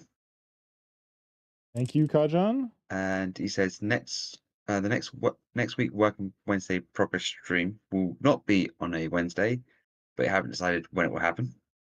Tentative Thursday. Yeah, I'm not going to be available. Here, let me do it. I'm not going to be available on Wednesday. I have a work commitment. So we normally stream on Fridays, and then on alternating weeks, we stream on Wednesday nights with a different crew. That will not be happening this Wednesday if you're someone who tunes into the Wednesday stream. We have to find another date for it. We might try and do it Thursday night if people are available. If not, we may postpone and not have a stream, but we'll see. The best way to find out is to subscribe to the channel, and then when I schedule a stream, you get a notification. Ring the bell. Well, yeah, or what? I don't know. You'll see it on your YouTube or whatever. Also, while we're at it, we need to plug the stream in 2 weeks. So if you've been paying attention, this is the 99th episode of the Creature Conference. 99 episodes. Can you believe we made it to 99 It's episodes? incredible. No, I don't believe it. And we still haven't finished our Tyranid projects that started this thing? Yes. Hush, shush. I honestly believe that if we ever finish those Tyranid projects, this whole stream is going to combust. So it's a good thing that we haven't finished them yet. You should all be thankful that we've never finished those projects. Painting also counts as finishing them. What? Painting? Oh, so if we finish the build and then just never paint it? Yeah. That's okay? Yeah. Because maybe some people are going like, we want to see just that little bit. I don't, of us, who is Hydra closest to finished? I think Marco was. Marco closest to finished? No, I don't think so. I know you did some painting on some of your bits already. Yes, I did. Ooh. The head came out very nicely, actually. I will finish it one day, I'm sure. Well, anyway, I'm not finished mine either, so who cares? Pitch. So yeah, thank you. So I got to kill a pitch. I got to pitch one before they kill us. So this is the 99th episode of the Creature Conference, and we have something extremely special for you at the 100th episode, which will be in 2 weeks' time, normal Creature Conference time. So Friday afternoon / evening for our friends in Europe. And it is a special guest, and a special guest who is a member of Tyranid history, who is responsible for some very famous Tyranid history, and not someone who's ever been on the stream before, and not someone that you would easily be able to speak to. So you should make sure that you are tuned in for that episode of the Creature Conference, because it's gonna be fun. Symbiote Joe, listen well. Oh yeah. Well, Symbiote Joe can't make it, unfortunately, so it won't be a full-time party, but it'll be close. As much of a party as you can get to without Symbiote Joe present. And also, it's a brilliant stream to have, because I know we haven't finalized the date for that one. It will be slap bang in the middle of Nidvember. No, we've finalized the date. We've finalized the date. The date is Friday, November 17th. Right, so it's normal The date. guest is available. Perfect. So it will definitely be on Friday, November 17th. No question. What was I saying? Now, the one thing I realized is what the title of the stream is Kicking Off Nidvember. Yeah. We haven't really talked much about Nidvember. Well, this is a shit show, Flynn. This is what we do. Yeah. Yeah, so with those stream updates, perhaps we should talk about...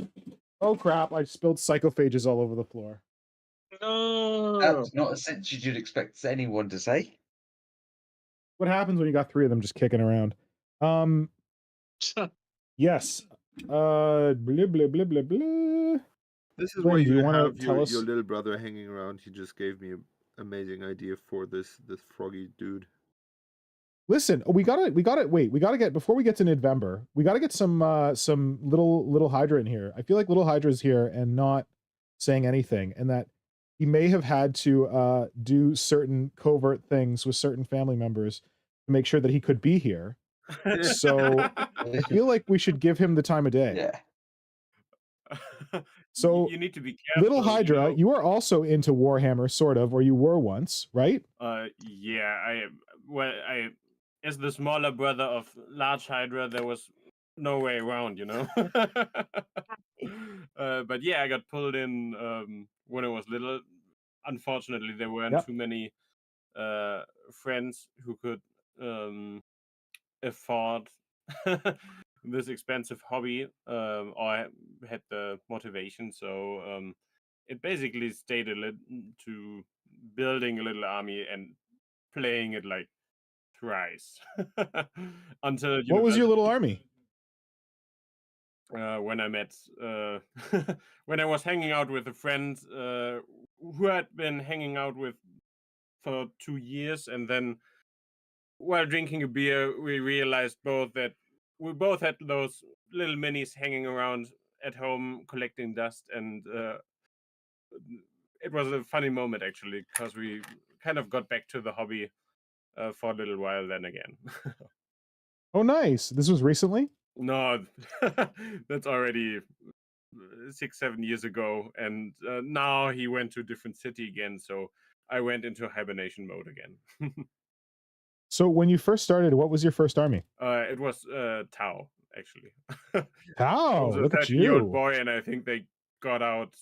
I think they existed for the first generation beforehand, but they looked quite wonky. And then I remember the first new battle suits and the Ghost Recon unit, I think. Oh, the Ghost Keel, yeah. They just came out, and I was fascinated by them.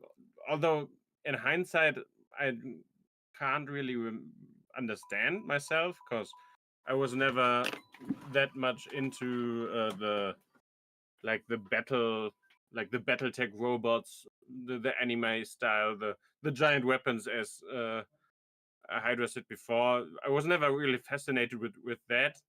I think it was because I really like Xenos, and I didn't enjoy the servo armored superhumans. I thought they were boring, and That's why we have you on the stream. That's why you're my nephew Harry Potter. Yeah, baby.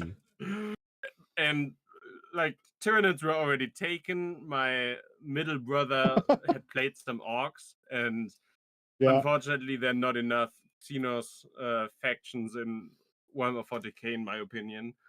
But like there are more Agreed. human factions than non-human factions, which is, in my opinion, ridiculous. But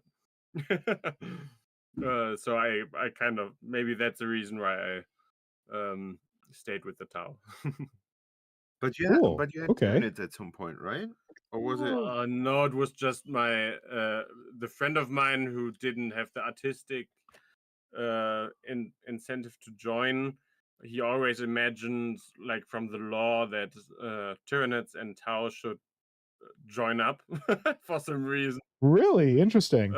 Because he saw like the sheer biological power of the Tyranids and the morale and the scheming of the Tau. Because Yeah. I don't know how much it was law, but I remember some parts about Tau being like mind controlled by the ethereals, and Yeah. he was thinking about that the Tau could maybe design something to control the Hive fleets, and so Ooh, that'd be cool. so I built some Tyranids for him, and I think I even built some Tyranids with Tau enhanced weaponry for him. But that's a long time ago. I think that's a pretty cool idea to pursue. Yeah, it was. Are we gone? Gone? Sorry, I was vacuuming. I turned off my audio. Oh, okay. Does anyone need to run? It's getting late. Oh no, wait, you guys are early. You're We late. started early this week for you, right? Yes. Yes. Thank you. Well, it wasn't me. Don't thank me. Thank like the American government who decided that they needed to be special and do daylight savings time a week after everyone else. I don't know why. That was Canadians. We just follow along. Like it's literally the Americans are like, we're gonna do this, and Canadians are like, oh, we had the exact same idea at the exact same time. Tee. We share a border. Way! We're a real country. Yeah. You are more real than the other one. America says jump, and we say whereabouts, eh? No, but technically, they're just a group of people, different people, saying we'll follow this one person, but we're still all separate from each other. Canada's just like, yeah, we'll do this. Yeah, we're separated by provinces, but we're not the same way separated. We've got a French-speaking area, but yeah, everyone country's got one of those. America's just like, we don't know what happens over that border, and our police can't cross it. No, Alcheminis, we don't have daylight savings time until next. Oh no, tomorrow. We start tomorrow, but the rest of the world does their daylight savings time last weekend, right? You guys did it last weekend. Yes. Yeah, and you also go back. You do yours, the spring one, earlier than us as well, I think. We're messed. I don't know. We do it wrong both times, whatever that means. Well, we all do it wrong because we are finally back to the good time. Yeah, GMT. And we shouldn't leave it this time, if you ask me. No, I've heard that the thing that we're just that you guys just changed to and that we're about to change to, people say it's better for the like human circadian rhythm because it means you have more light in the morning when it's harder for you to wake up. Yeah. And having the light helps you wake up. But Simon, are you able to move your stuff a little higher? It's like almost like that. It's okay. That's a good looking frog head. So I've heard that what they want to do, the United States and like some provinces of Canada want to stop doing daylight saving time change, and they want to leave it as just one time for the whole year. Yeah. Awesome. Which is what they do in Japan. But they want to pick the one that you just left, the one that we're about to leave, which means you have more light in the evenings. They want to leave British Standard Time, basically. The argument is that you don't need more light in the evenings because you're already awake. Like it's I guess cool when you finish work, there's still light to do stuff. But like your body needs more light in the morning to help you wake up, is what I've heard. Yeah. Do you know why it was originally came into the whole thing of daylight savings? What? Come again? Why daylight savings originally came into effect? Something to do with farming, wasn't it? Exactly that. And it is exactly with getting up earlier. So it's been Oh, wait, known for years. is it farming or is that the myth? And the reality is like some like warehouse manufacturer, some warehouse dude or some factory dude wanted. I think that's probably the real reason. No, it was farming and to do with kids working on the farms as well. If you get up an hour earlier, they can help out on the farm before they have to go to school. Yeah, I think we should stick with the winter time because that's the real time, the good time. But the problem is that when people are giving the choice, they will go with, oh, let's go with summertime because summertime is the nice time. Yeah. And I think a couple of years ago we had in the EU a questionnaire where people were asked which if they wanted to keep one time or was it? Yeah, I think even the majority voted for it, but there was so little commitment to voting. So Yes.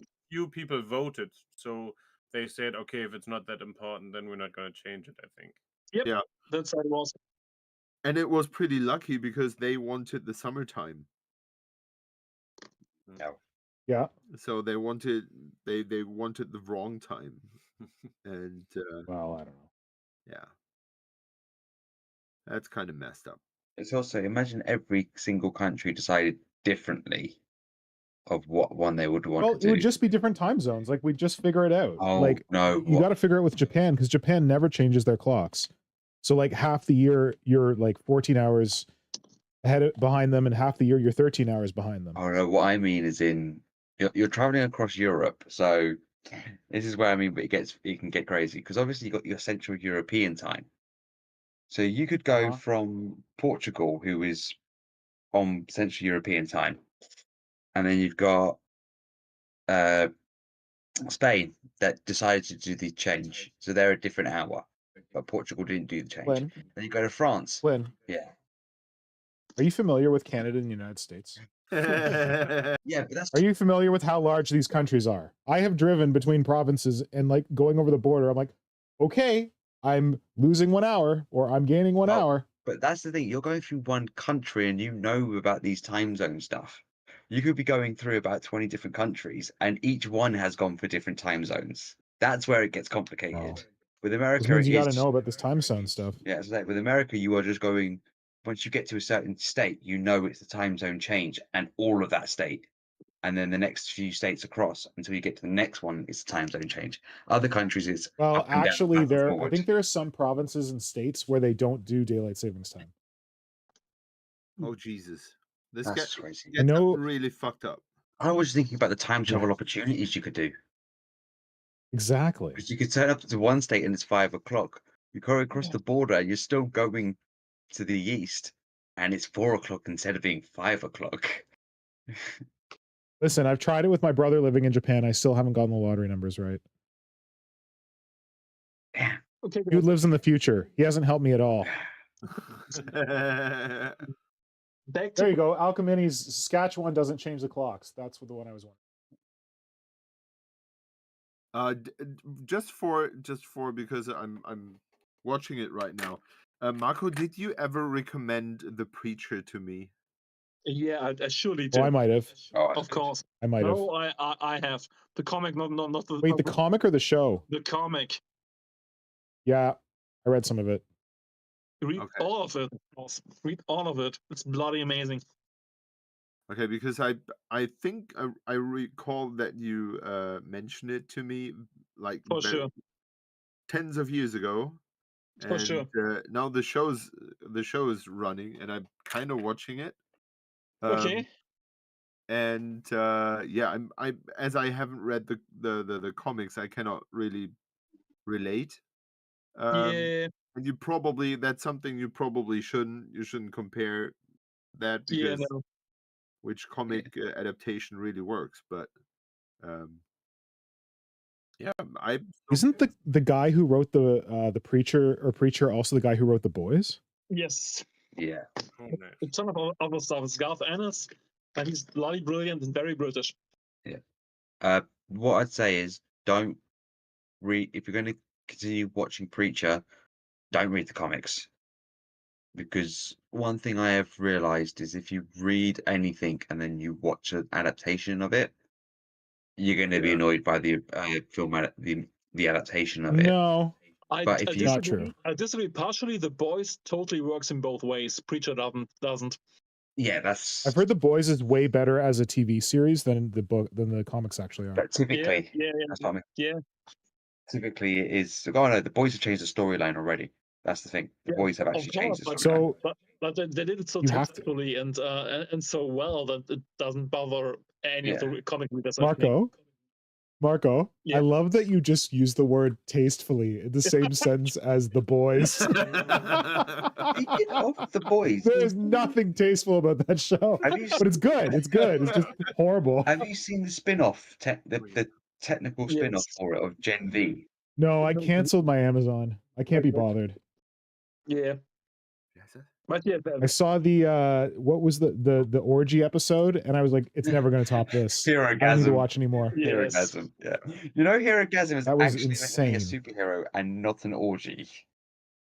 Oh, I didn't know that. Yeah, that's what I mean. They have made changes. So basically, it's a superhero So that is Celeste's wet dream, literally.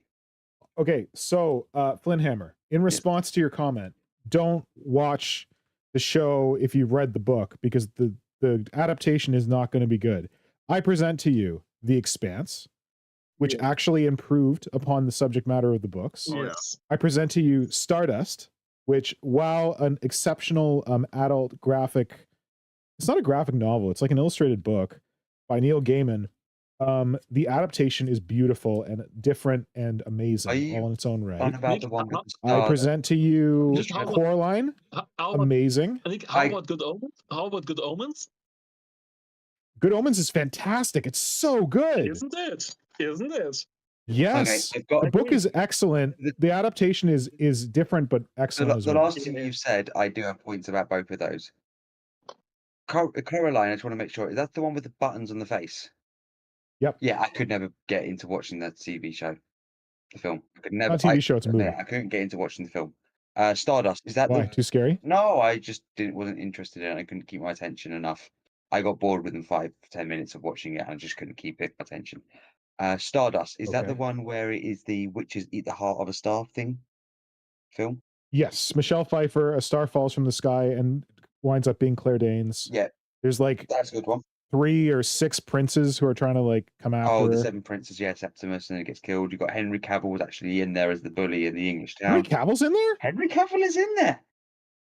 Oh shit, I've missed that. I didn't know who he was when I watched that movie. Oh, he so- wasn't known at that point, so. Is he one of the princes? Nope, he's not one of the princes. He is the bully in the English town. What?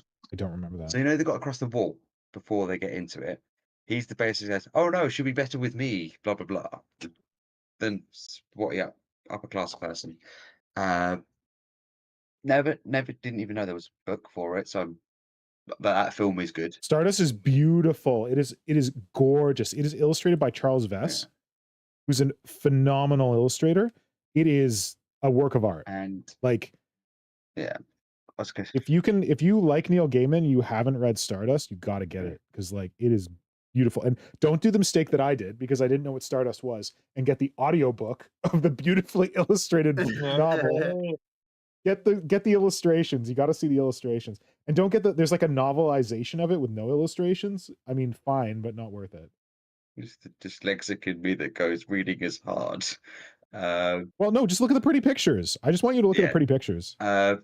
So that's what you're only saying is the bit that makes it better. The pretty pictures. Oh? Never mind. Yeah.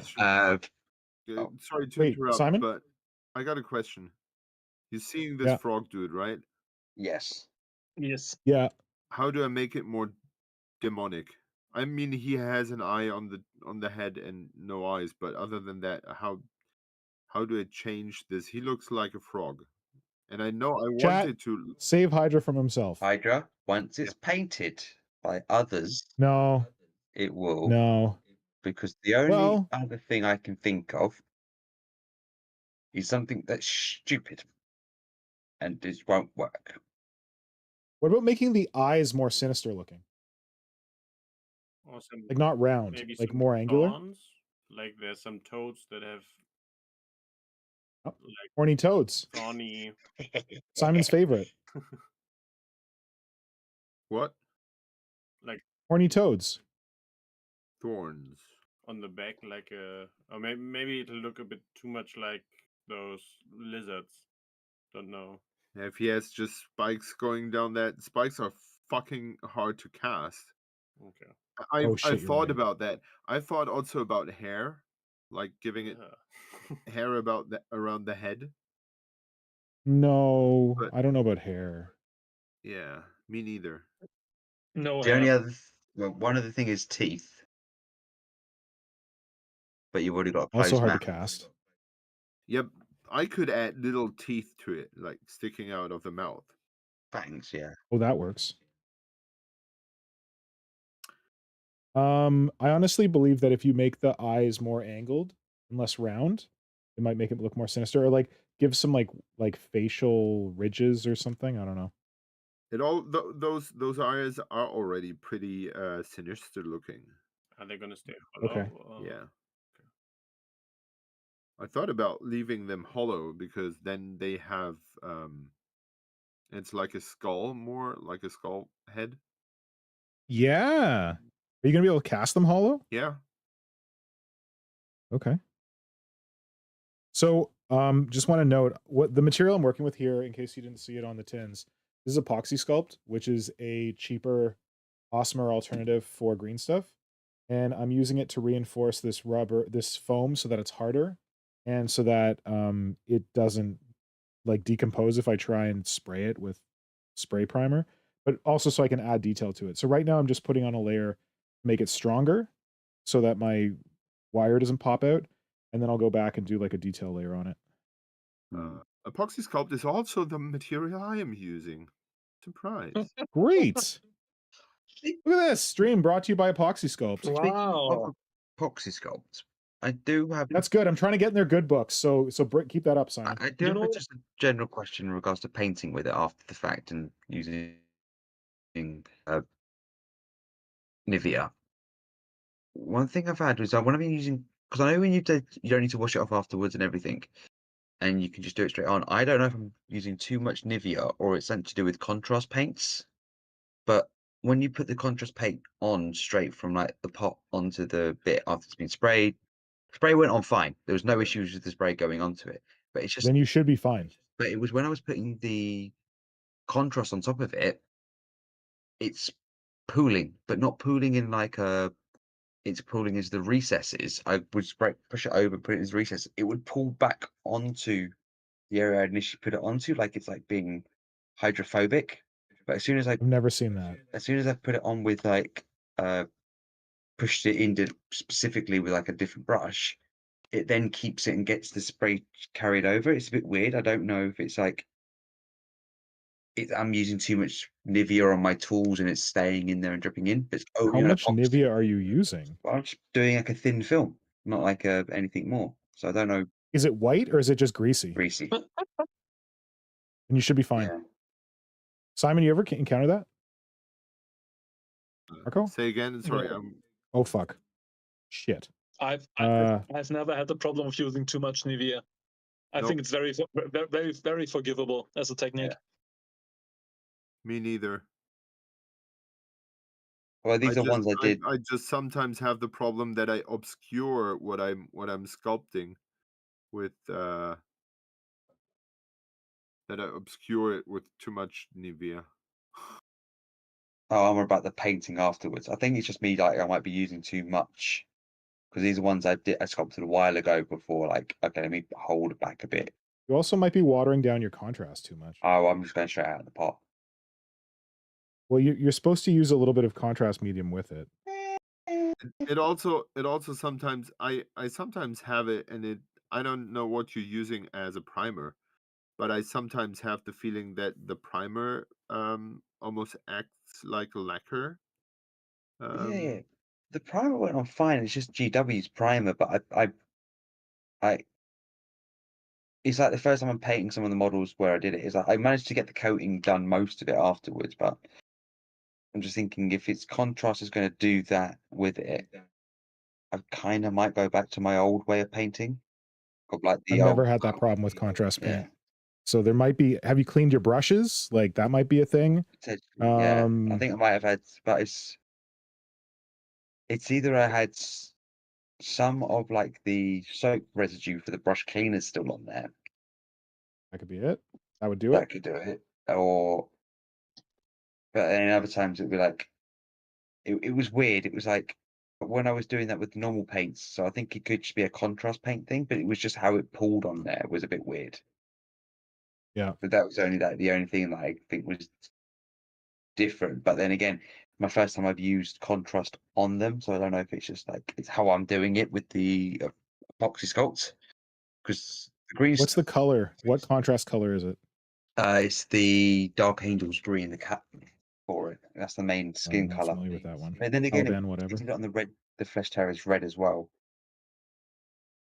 Oh, okay. Well, yeah, it sounds like there's a problem with your priming or your paintbrushes or your water. Like, do you clean your water regularly that you swish your paintbrushes around in? Yes.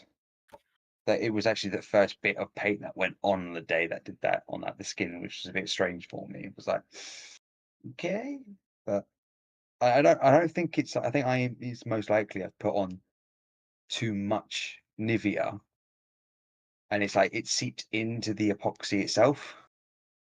Okay, but you put on too much Nivea, sure, but then you applied primer. If you had too much Nivea and it was infecting your paint, I've never seen that happen. It would affect your primer. It wouldn't like magically like allow the primer to go on and then seep through the primer and fuck with the paint. Like that doesn't make sense. Oh no, because like you would see. Does your primer look like glossy? No, it doesn't actually. Does it look matte? Matte. The area they're putting on, it's all Okay, matte, so I so- don't know what's going on for it. I think you're trying to find a very complicated solution for a very easy explanation. I'm just terrible at painting. No, no, that's not what I meant. I think the easy explanation is that there's something wrong with your paintbrushes. Yeah. Or I don't know, like were you touching the model a lot? Did you get like hand oils on it or something? Well, you said it was matte, it wasn't glossy, No. so I guess not. It's more of like on any of the stuff I'm doing with contrast, like I would touch the model for a second and oh look, even after the contrast is dried, oh look, yeah, here's some of the paint coming off with the contrast, which is annoying. I've never had that problem. I think People told me that was going to happen with contrast, and I specifically tried to make it happen, and I couldn't I replicate it. think it depends on like oils, natural oils and stuff you've got coming from your hands. Yeah. I get it sometimes. Yeah, I'm like conscious of it. when you're painting your models, what are you holding? Typically, if it's actually stuck to a base, the base or like the painting handle, but if it's a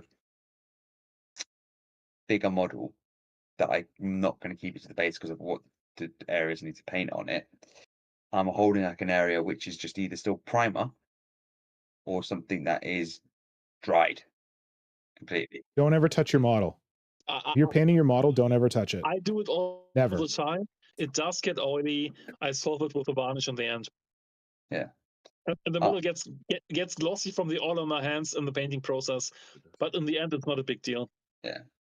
Okay. I'll end up just using like a glove in my hand if I have to do something big like that I haven't stuck glove to is base. good. That's good. Yeah, you could. That means you're not touching. But technically, Nick is totally correct because you don't want any oils between your paint layers. Yeah.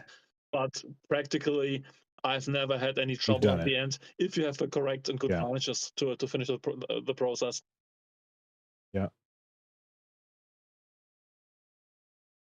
Yeah, so when I'm painting, I always I have the old Games Workshop handles, the nice ones.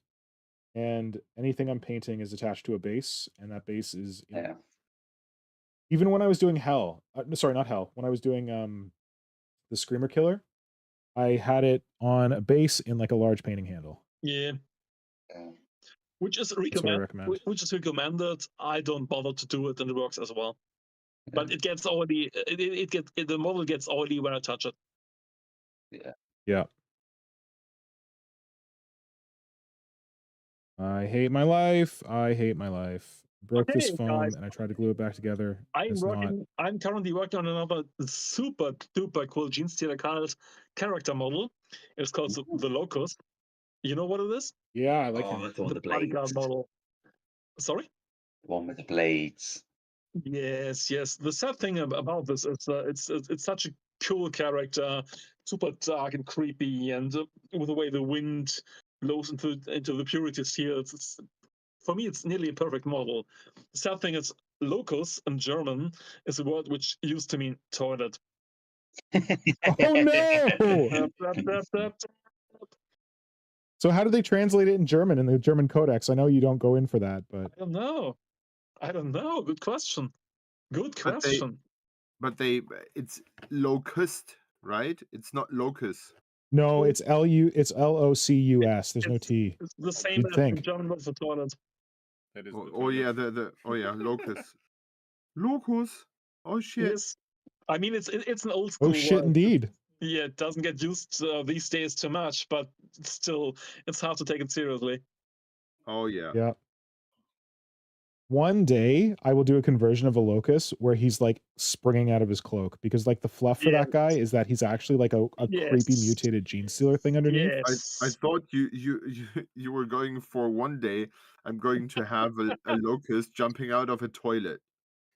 That works too. And I thought Nick is wanting to convert the locust as a flasher. Ooh, look at me! Amazing. I've got some comments here for Simon with the how to improve to make it look more demonic, the toad/frog. Yeah. From chat? So we've got Symbio Joe saying, carve some ominous satanic symbols into the base if you want an easy way out. Already done, yes. Tom Wilson says, maybe some runes embedded in the skin. I like that. That's cool. And we have Grimdang. I've seen him on Instagram quite a few times. I haven't seen him here with us before. I may Grimdang! Welcome, buddy. Good to see you. Joined us before, but I can't remember. But it says a hat. A sinister hat. There you go. Please. I think I kind of found a way. The eyes were too large and gave it a comic-y look. Yes. I originally wanted to go for very large eyes, like those eyes are following you, whatever eyes. But I think that kind of gave the wrong impression, and I just wanted to redo the eyes, and then I squeezed them shut and to remold them. But suddenly I like this shut appearance pretty much. Cool. And this is where I am. I think that emphasizes the eye on top more. Oh yeah. The only eye open, yeah. And it makes it look a bit more like a sage, or like a very old. The age of the god is underlined by it, I think. Oh, Simon, you created an old one. You didn't even know it. Ooh. A slan? A slan. Space slan? It came from space. People can use it as that if they want. Pretty decent. Nick, because I know people are going to be asking you, what is it that you're actually working on with these weird towers stuff? Or is that going to be a secret the whole way through Nidvember? I'm working on Nidvember. I'm working on my Nidvember creature. It's definitely not a Dom. Okay. I gave a hint. You remember my hint? Yeah. The big gun. The world's largest gun beast. The largest gun beast I've ever made. But it's not a combat Tyranid. What? Is it a tractor beam instead? We shall see. And you can't say it's a vacuum. No, it's actually the exact opposite of that, Flynnhammer.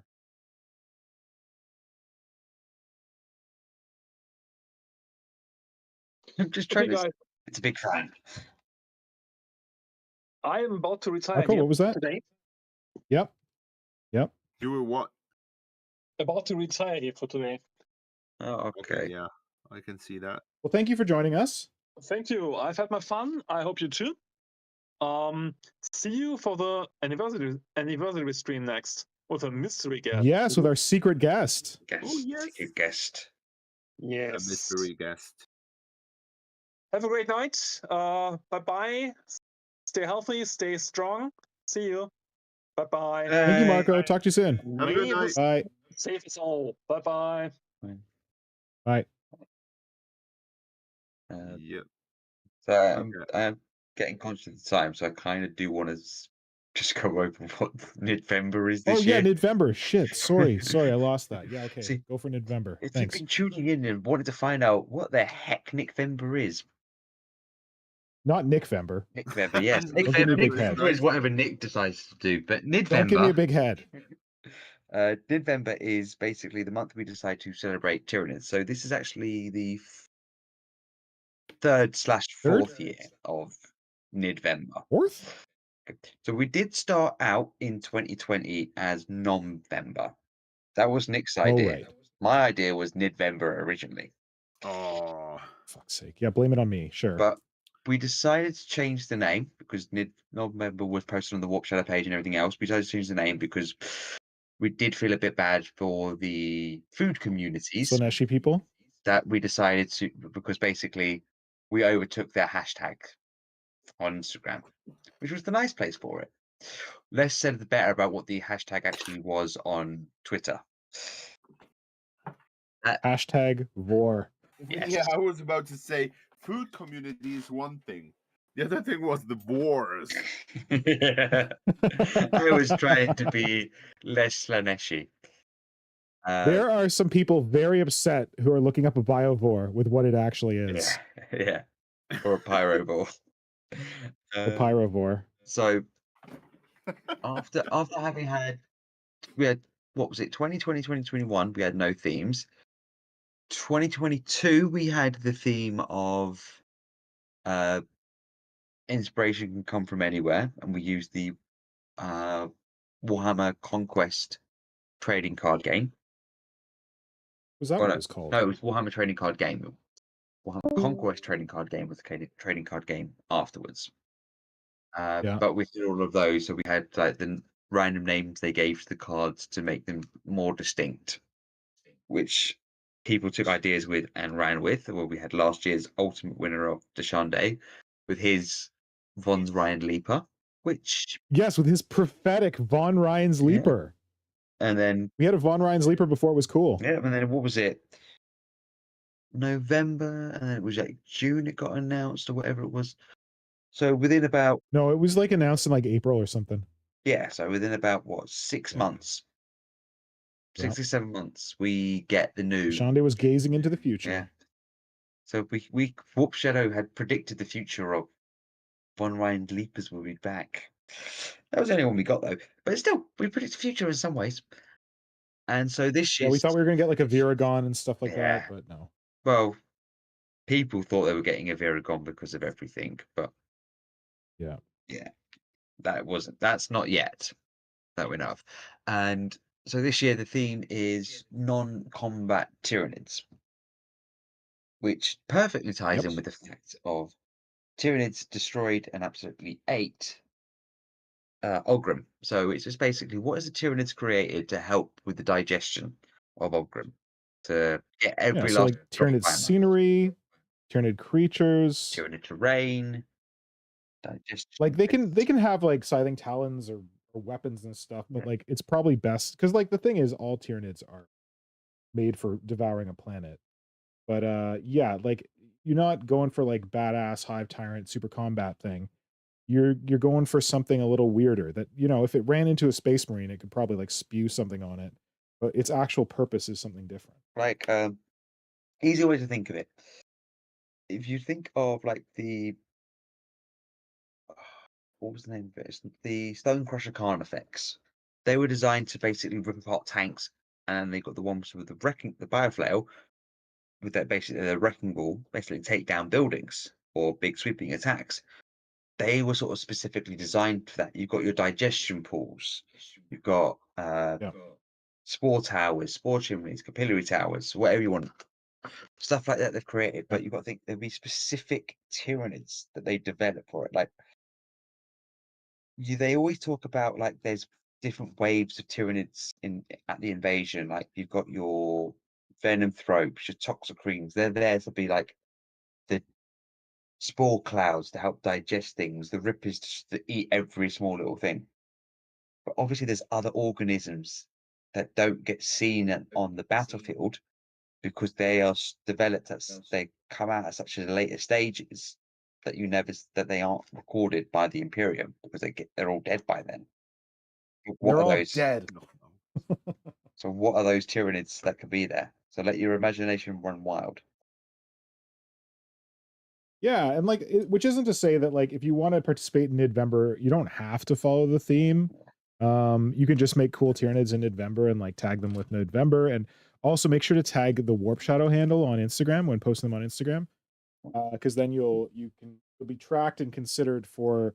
I don't know if we're doing prizes, but they'll definitely be winners. Yeah. I might give them like a little something, but I don't know that we have prize support like we had last year, because last year Darth Bob was very generous Very with generous. prize support. Yes.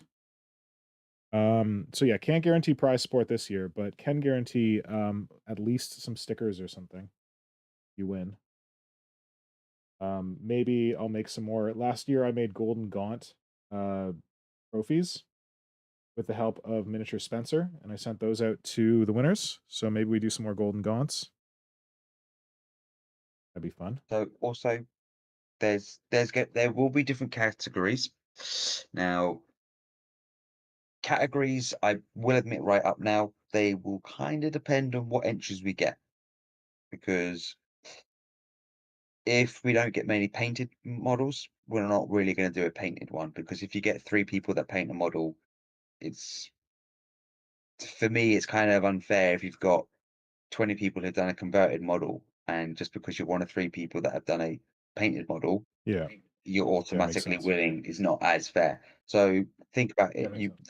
If there's loads of different things, we might have loads of different categories. So if there's loads of people converting to rain, and there's loads of people doing painting, there's loads of people doing artwork, and there's loads of people doing just normal sculpting, whatever level you get it to, just take a photo, post it on Instagram, use the hashtag and everything else.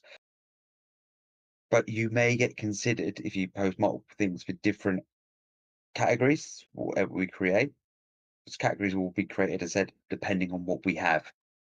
And then depending on that, but we will have it so you can only win in one area. You can only place in one area. Yeah. Because we want to spread it out for everyone.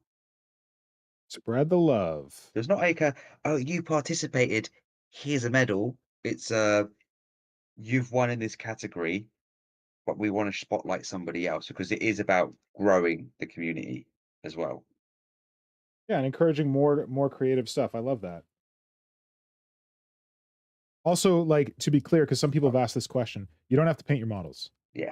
We're not snobs for paint. If you convert a model, yeah, we're definitely not. Well, unless it's like the painted category. That's why we Yeah. have a painted category, because everything else is fine. Convert it, just build it, that's fine. The deadline for it, because I see Tyler Bell Evans has put it in.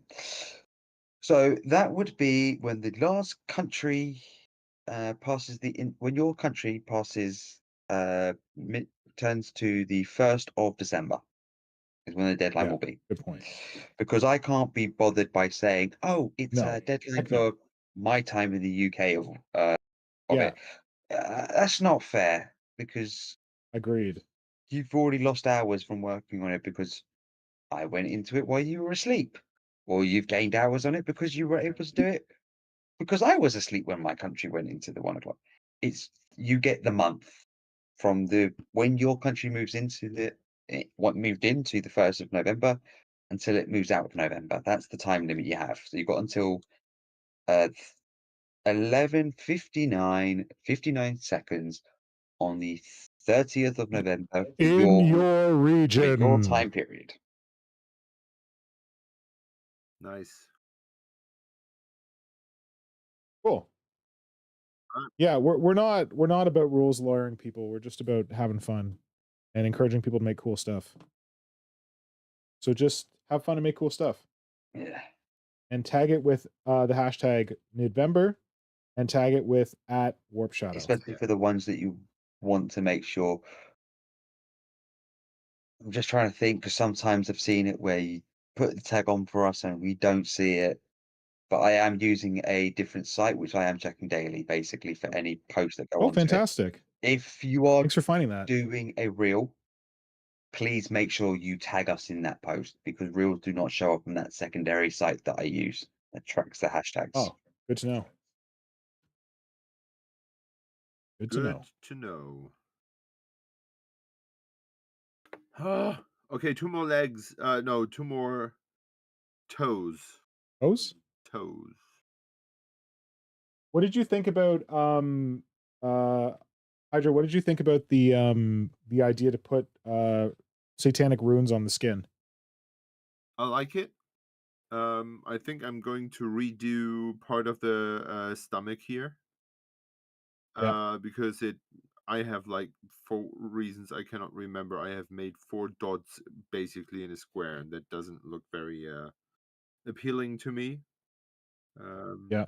So I like the idea of having some runes carved into the skin. So as I'm probably redoing the belly anyway, I could see carve anything in there. And belly could be a nice big round area for some tasty rune. Yeah. No, I just have to find a rune.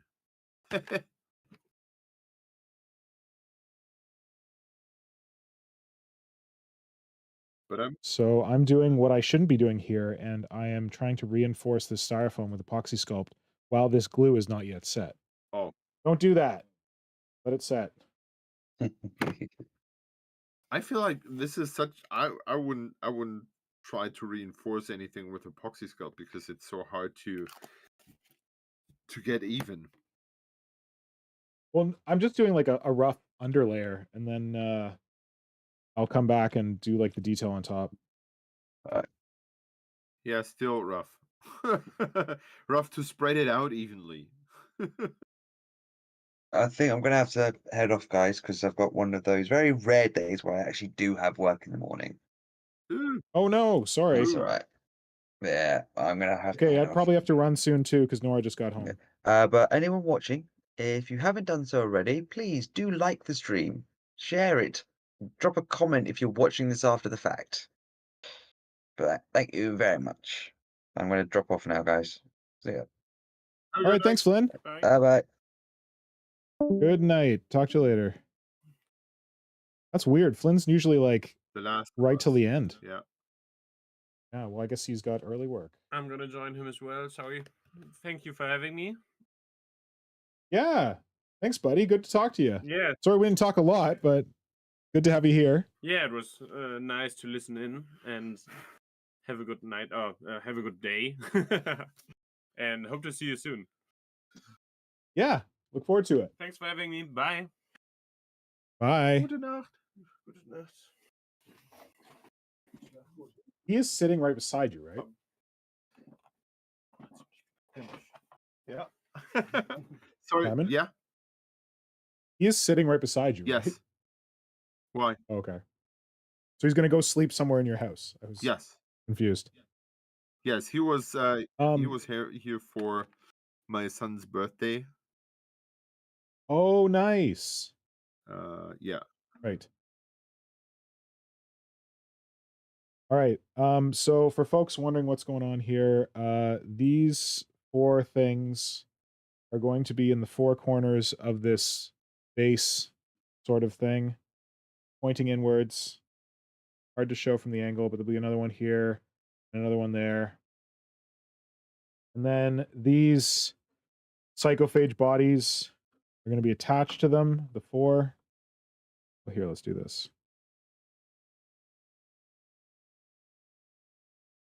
I got fresh epoxy sculpt the other day. What? Yeah, because How? no, I used up all my epoxy sculpt I had in my little bins here. Yeah. And I refilled my little bins. And Do you have it in the freezer? Huh?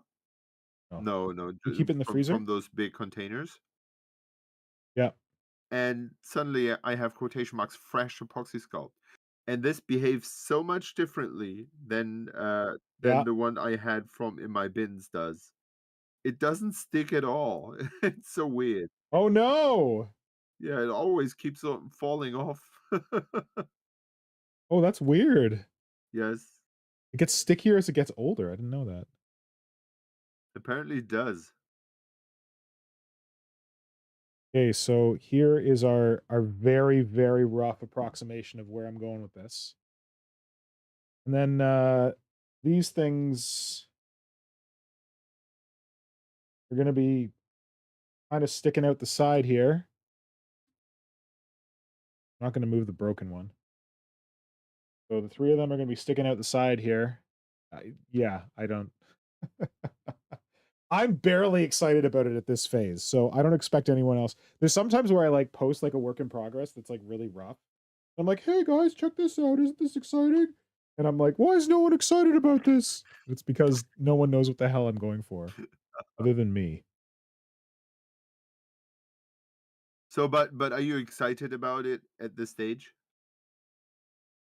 I'm a little pissed off at how annoying this foam is to use. But I'm hoping that once the glue sets, it'll be a little stronger. Okay, does it move around too much, or what is it that pisses you off? Yeah, it moves around, but it's the kind of glue I'm using. I just need to be more patient with it. Did you use So super at glue, this or stage, it is moving around too. did you use super glue, or what did you use? It's foam. You can't use super glue on foam. It eats it. Yeah. I use my new favorite thing that is the sponsor of all of my, not real sponsor, but should be the sponsor of all of my 24-hour tile. No More Nails, which is like a construction all-purpose adhesive. Yeah. It's kind of like caulking, like the stuff you get in caulking guns, the white stuff that you like shoot into like cracks and stuff. Yep. But it's supposed to be a glue. Is it from So, Patex? It's made by LePage. Okay. But there's probably is there a chemical compound on here? Yeah, we have something. We have a company in Germany calling it something similar. It's called I think it's gluing instead of drilling. Yep. Or screwing? Yeah, something like that. Yeah, this is like gluing instead of nailing. Yeah. It is a high promise that doesn't always live up to its Well, yeah, I don't expect it to be like as strong as like a pin or a nail or a screw. That's why I still pin things, but I think it's probably pretty strong. Like, no, I don't say I think. I know that it is pretty strong because I've used it on some other projects. And what I really love it for is any time that I'm gluing weird materials together, like foam to wood, yeah. or like wood to plastic or something like that. That's where it's really useful. Oh shit. Okay. Cool. Yeah. But I feel like Huh? it really depends on the foam you're using. That Yes, this is what I'm realizing. I'm used to using insulation foam, the pink stuff. yeah. But this foam is weird. Like I actually got it at Canada Sculpture Supply where I get the epoxy sculpt. Yeah. And I was just like, oh, those shapes could be useful for what I'm trying to do. So I just like bought them. And then just now, like I got it out. I'm like, oh, this foam is really like a weird texture. Yeah. I don't want to use it. But I'm like, well, I bought it to use, so I should use it. But yeah. Did you try dripping super glue on it? No. Just to see. If you have a spare part, just try dripping super glue in it and see if it really melts. It's probably gonna like make all kinds of like crazy ass fumes and destroy me. But because I love you, Oh, please there's some super glue on it. don't kill yourself for me. Because I feel like there's this the encounter terrain dude. Yeah. He glues some kind of foam with super glue. Oh. And I've always been wondering what he was using, and Well, actually, it doesn't look like the super glue is eating it. I know you can't see it, but I just assumed that the super glue would because like you spray it with like spray primer and it would eat it. Okay, well, I'll leave it there to see what happens. yeah.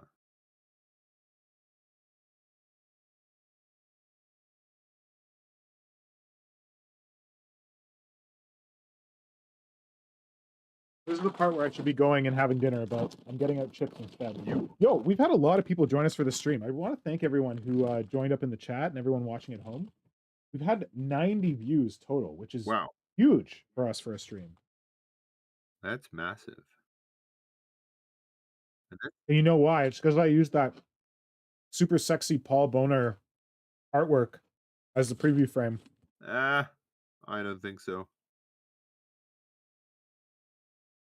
I would be interested in knowing why people stick to this stream. So if you feel like it, and if you have the time, I would be very grateful if you leave a comment on what you enjoy about the stream, why you tune into it. Also, this is a good test to see who got to the end of the stream. Yeah, So if you're watching a recording of this, like after the fact, please leave us a comment saying why you tune into the stream, what you enjoy about it, and we'll know that you got to the end. exactly. Yeah, I think it's so weird because this is so one way. I know we have the chat, and I appreciate the chat greatly because it makes, at least to me, feel more connected that this has any meaning at all to anyone, because I'm not going back to see if anyone watched this or anything like that, but seeing people in the Yep. chat and people talking in the chat, even on themselves, means a great deal to me. It means what we're doing here is more has more value than just entertaining us too, which is I'm not I'm not looking for applause, but if I just want to see if there's that has any impact at all. Yep. And on the other side, it's cool to stay in contact with the community. Something. Yeah. No, I really appreciate it. And like, oh shit. Well, I've gone and done it. Well, now I find out if super glue affects that foam because I got the super glue on that too. Great. Yeah, I mentioned it a little bit at the beginning of the stream, but this being our 99th episode and us coming up on our 100th episode, we've been kind of like doing this, flying this by the seat of our pants for a while now. We just kind of like roll up and talk randomness and this. Oh, I love that hand sign. I didn't actually see it before because I was too focused on my stuff. The one that's like low and like on the rock, displayed out it is. Yeah. Looks great. Thanks. Yeah, so the stream has been pretty random for a while now. But we're gonna try. I'd like to try being more like topic focused. I feel like we have not been very random. No, I feel like today we have been very random, and I kind of enjoyed it because we talked about things that just came up. But when I look backwards, we have been very like we always had a theme, like, or not always, I but don't know about always. there but have sometimes. been topics we talked about. Wait, Simon, say more about that. Tell people about that. What you're using right now. That's important. Oh, you mean this? Uh-huh. This is a leftover piece of green stuff and epoxy sculpt mixed, and I put dents with my ball tool into it, like dents of different shapes, small ones and large ones, and it's a texture tool. So when I have my thing here, my putty laid out, and roughly in shape, I just roll over it and give it instantly this texture. And what is the texture? This is, I hope it looked to be watery and bubbly. Yeah, like pustules or whatever. Yeah. No, that's a really cool homemade tool. So I want to make sure you explained it. Yeah. So if you are looking this to the end, you see even a little hobby tip in. Yeah, and Dan Kaplinger, in response to your question, says, I enjoy hearing other people's opinions and ideas on Tyranids and on the hobby in general. Thank you, Dan. Radon995 says, you guys are inspirational and great background noise. Which, there you go, inspirational background noise. That is like saying that the boys is very refined. I don't know if those two things go together, but I'm going to take that as a compliment. Thank you, Radon. Tom says, I enjoy Nid sculpting and random chats and rants. Well, if that's what you're here for, Tom, we got exactly what you're looking for. So thank you for commenting on that.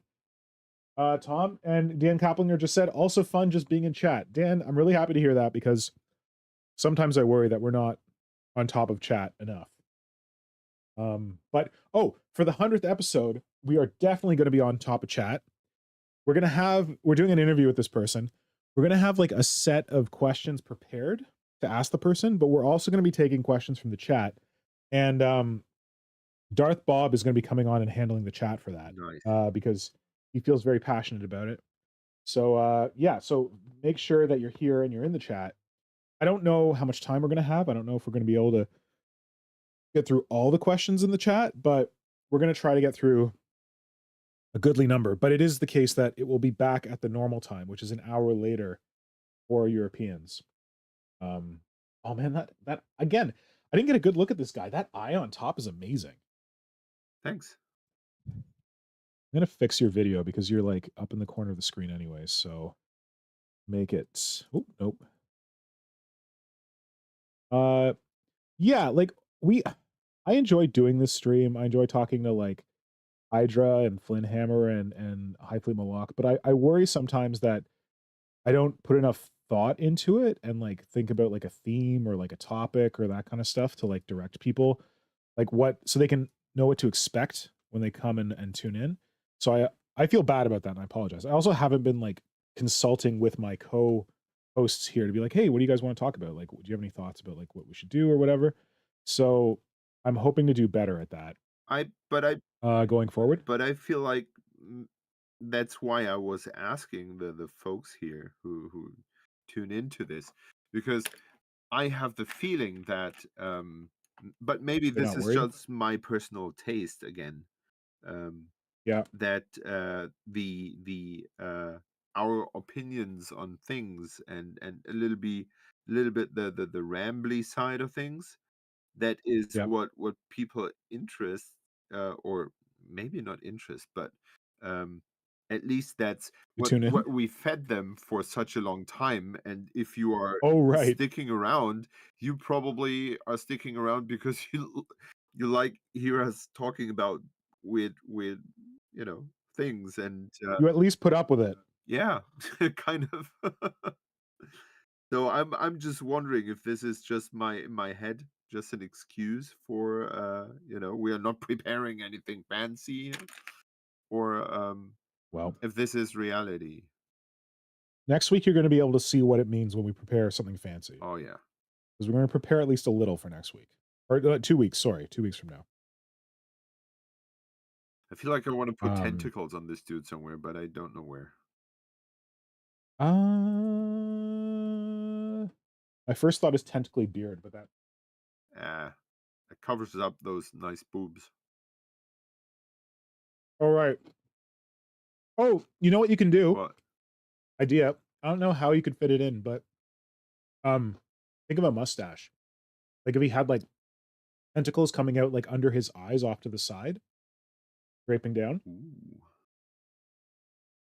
Like not in front of the boobs, like over by his like arm / Yeah. They don't have to be huge, but there might be too much going on there. Well, because on that side that you're looking at right now that you just turned, yeah, it looks like there's possibly room for a tentacle there. You mean here in like this a gap? mustache tentacle coming out of there somewhere, and maybe it like wiggles around to the back instead of the front. But on the other side, it might impede like the grasping. Yeah. Oh, ads will run shortly for some viewers. I'm gonna skip them. We don't need ads. I skipped the ads. Ha ha ha. At the power. I skipped the ads. Just to be clear, my YouTube is monetized. I do not make very much money off of it. That's why I really appreciate people like Symbio Joe contributing to Super Chat. Yeah. Because YouTube only pays me when I earn $100, and that takes like 4 to 5 months. Oh Jesus. And that's only when Symbio Joe is generous, or other people like Eric Christensen are generous enough with a Super Chat. So if it wasn't for Joe, I would probably be every like 6 to 8 months that YouTube actually coughed up some cash. So you get money for the advertisement they're running here, or Yeah. But then again, like I do too much streaming and not enough videos, so Orphanage and I are working on getting more videos out. But yeah, there's been a lot going on, so it hasn't really picked up yet. I'm a jerk. Yeah. If you want to support the channel, the most direct way to do it is probably on Patreon, where I don't have any tiers or anything. You can just contribute whatever you want. And I don't have any tiers because I don't believe in doing exclusive Patreon content. I like having my tutorials and stuff free for everyone, so anyone who needs the help can access them. But I do random stuff for Patreon people, like sending them fun stickers. Oh, you do great stuff. I'll I mean, also be sending them Christmas cards this year. You can look forward to that oh, nice. with a fun sticker in there. And then And what I keep- like so much about your sticker stuff is that you are not doing them yourself, but you're commissioning those stickers for some other artists. Sorry, So I'm not doing them myself. I'm asking you to do them for no money. okay, yeah. I do pay some people. I just don't pay you. That's right. I got it at the ground floor with you. You know me. So I pay you and giving you stickers in return. But yeah, no, I do pay some people. I just got a new sticker made. It's a special sticker that I'm only going to give to people if they meet me in real life. Nice. And oh, it's on the, if you look back at the birthday stream, there's like a picture of me as a Korok, which is a character from Legend of Zelda. Yeah. It's like a Korok with my glasses and my hat. And that's the sticker. And if you meet me in real life, you get that sticker. Nice. And that was a commission. Yeah, so that's what I like is that you're not using the money from the Patreon to buy you some nice shoes and stuff like that, but Oh shit, no. it's something that goes around and that other people get for doing cool stuff, you know. Yeah, like I've used the money from the Patreon to buy the new Tyranids. That was very helpful. I saved up the Patreon money for a whole year and I got Leviathan from it. So I appreciate that from my patrons. And then I used the money from the Patreon to pay Dwarfenage for editing videos for me. And then most recently, I used some of the money from the Patreon, but it wasn't enough to buy a shed load of stickers, which I'm going to start distributing soon. I made a bunch of stickers for the different logos for like the different Nidvembers and June Stealers. So Hydra, you'll be getting a copy of your amazing June Stealer sticker that you drew. Nice. And yeah, so that's what I use the Patreon money for. Put it back in the channel / whatever. Yeah. And I think that's pretty cool because I guess that there are people out there who are then commissioned by you who would otherwise not do their work, not do their art. Yeah. Oh, I'm also hot tip for I say that people who tune in the stream are my real friends. Hot tip for my real friends. I've commissioned a new Warp Shadow shirt. Woohoo! And Oh, yeah. very few people have seen a preview Oh, yes. of the design for this new Warp Shadow shirt, Hydra being among them, because I don't pay him for his stickers, so I have to pay him with other things. Not sexual favors. Oh. Hydra, having seen the design, what do you think? Oh, that's glorious. That's Glad you like it, man. yeah, that's freaking amazing. Love it. So good. I'm glad you like it. With these shirts, with the last batch, I made some and gave them to old Warp Shadow people, and then I sold a couple of the other ones. The new ones will be for sale for anyone who wants them. I don't like doing like Redbubble and stuff like that. I don't know, it feels weird. So when I do this, I have a local printer here in Toronto who prints the shirts. I print them on made in Canada shirts, so they're not made in China or whatever. And yeah, I ship them out.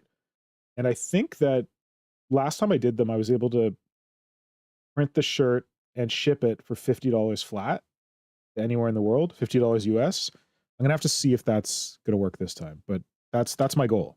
Nice. So get a shirt shipped to you for $50. I don't do fancy tracking or anything like that, but I've never had one go astray yet. So you can keep an eye out for that. I didn't know if I should do like a not a Kickstarter, but like a GoFundMe or something like that. I don't know. I think it's worth it if you have trouble of keeping track on the quotation marks customers' information. Yeah, I think that's probably the safer way to do it, just to make sure that it captures everyone. The downside is that then they take a cut, but I guess we could do that. No, I would do it in another way.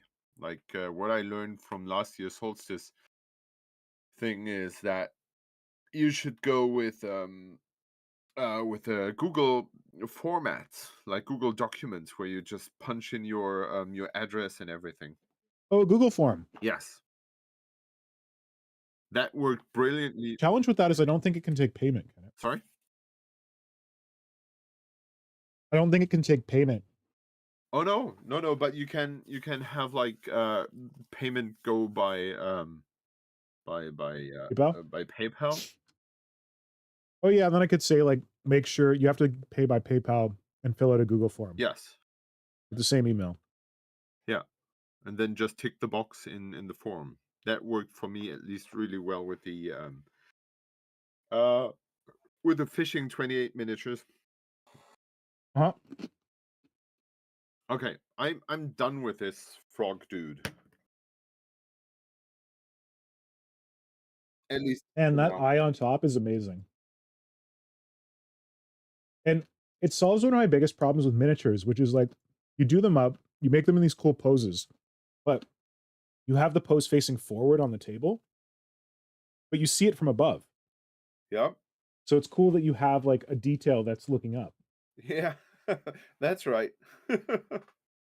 Haven't thought about that. Yeah. Okay, I need to run because I need to pee.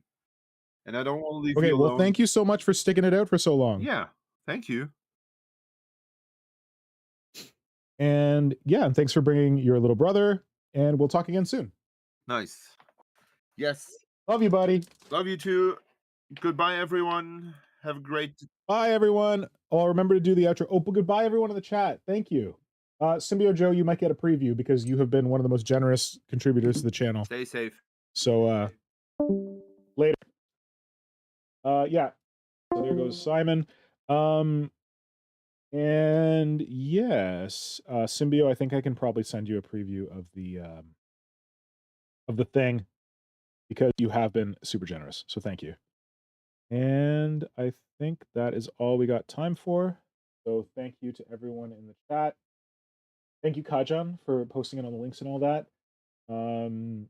And we will see you soon. Just keep an eye on the channel for when the next stream is. I can't guarantee when it's going to be right now, but if you keep an eye on, if you're subscribed, check that out, then it'll show up.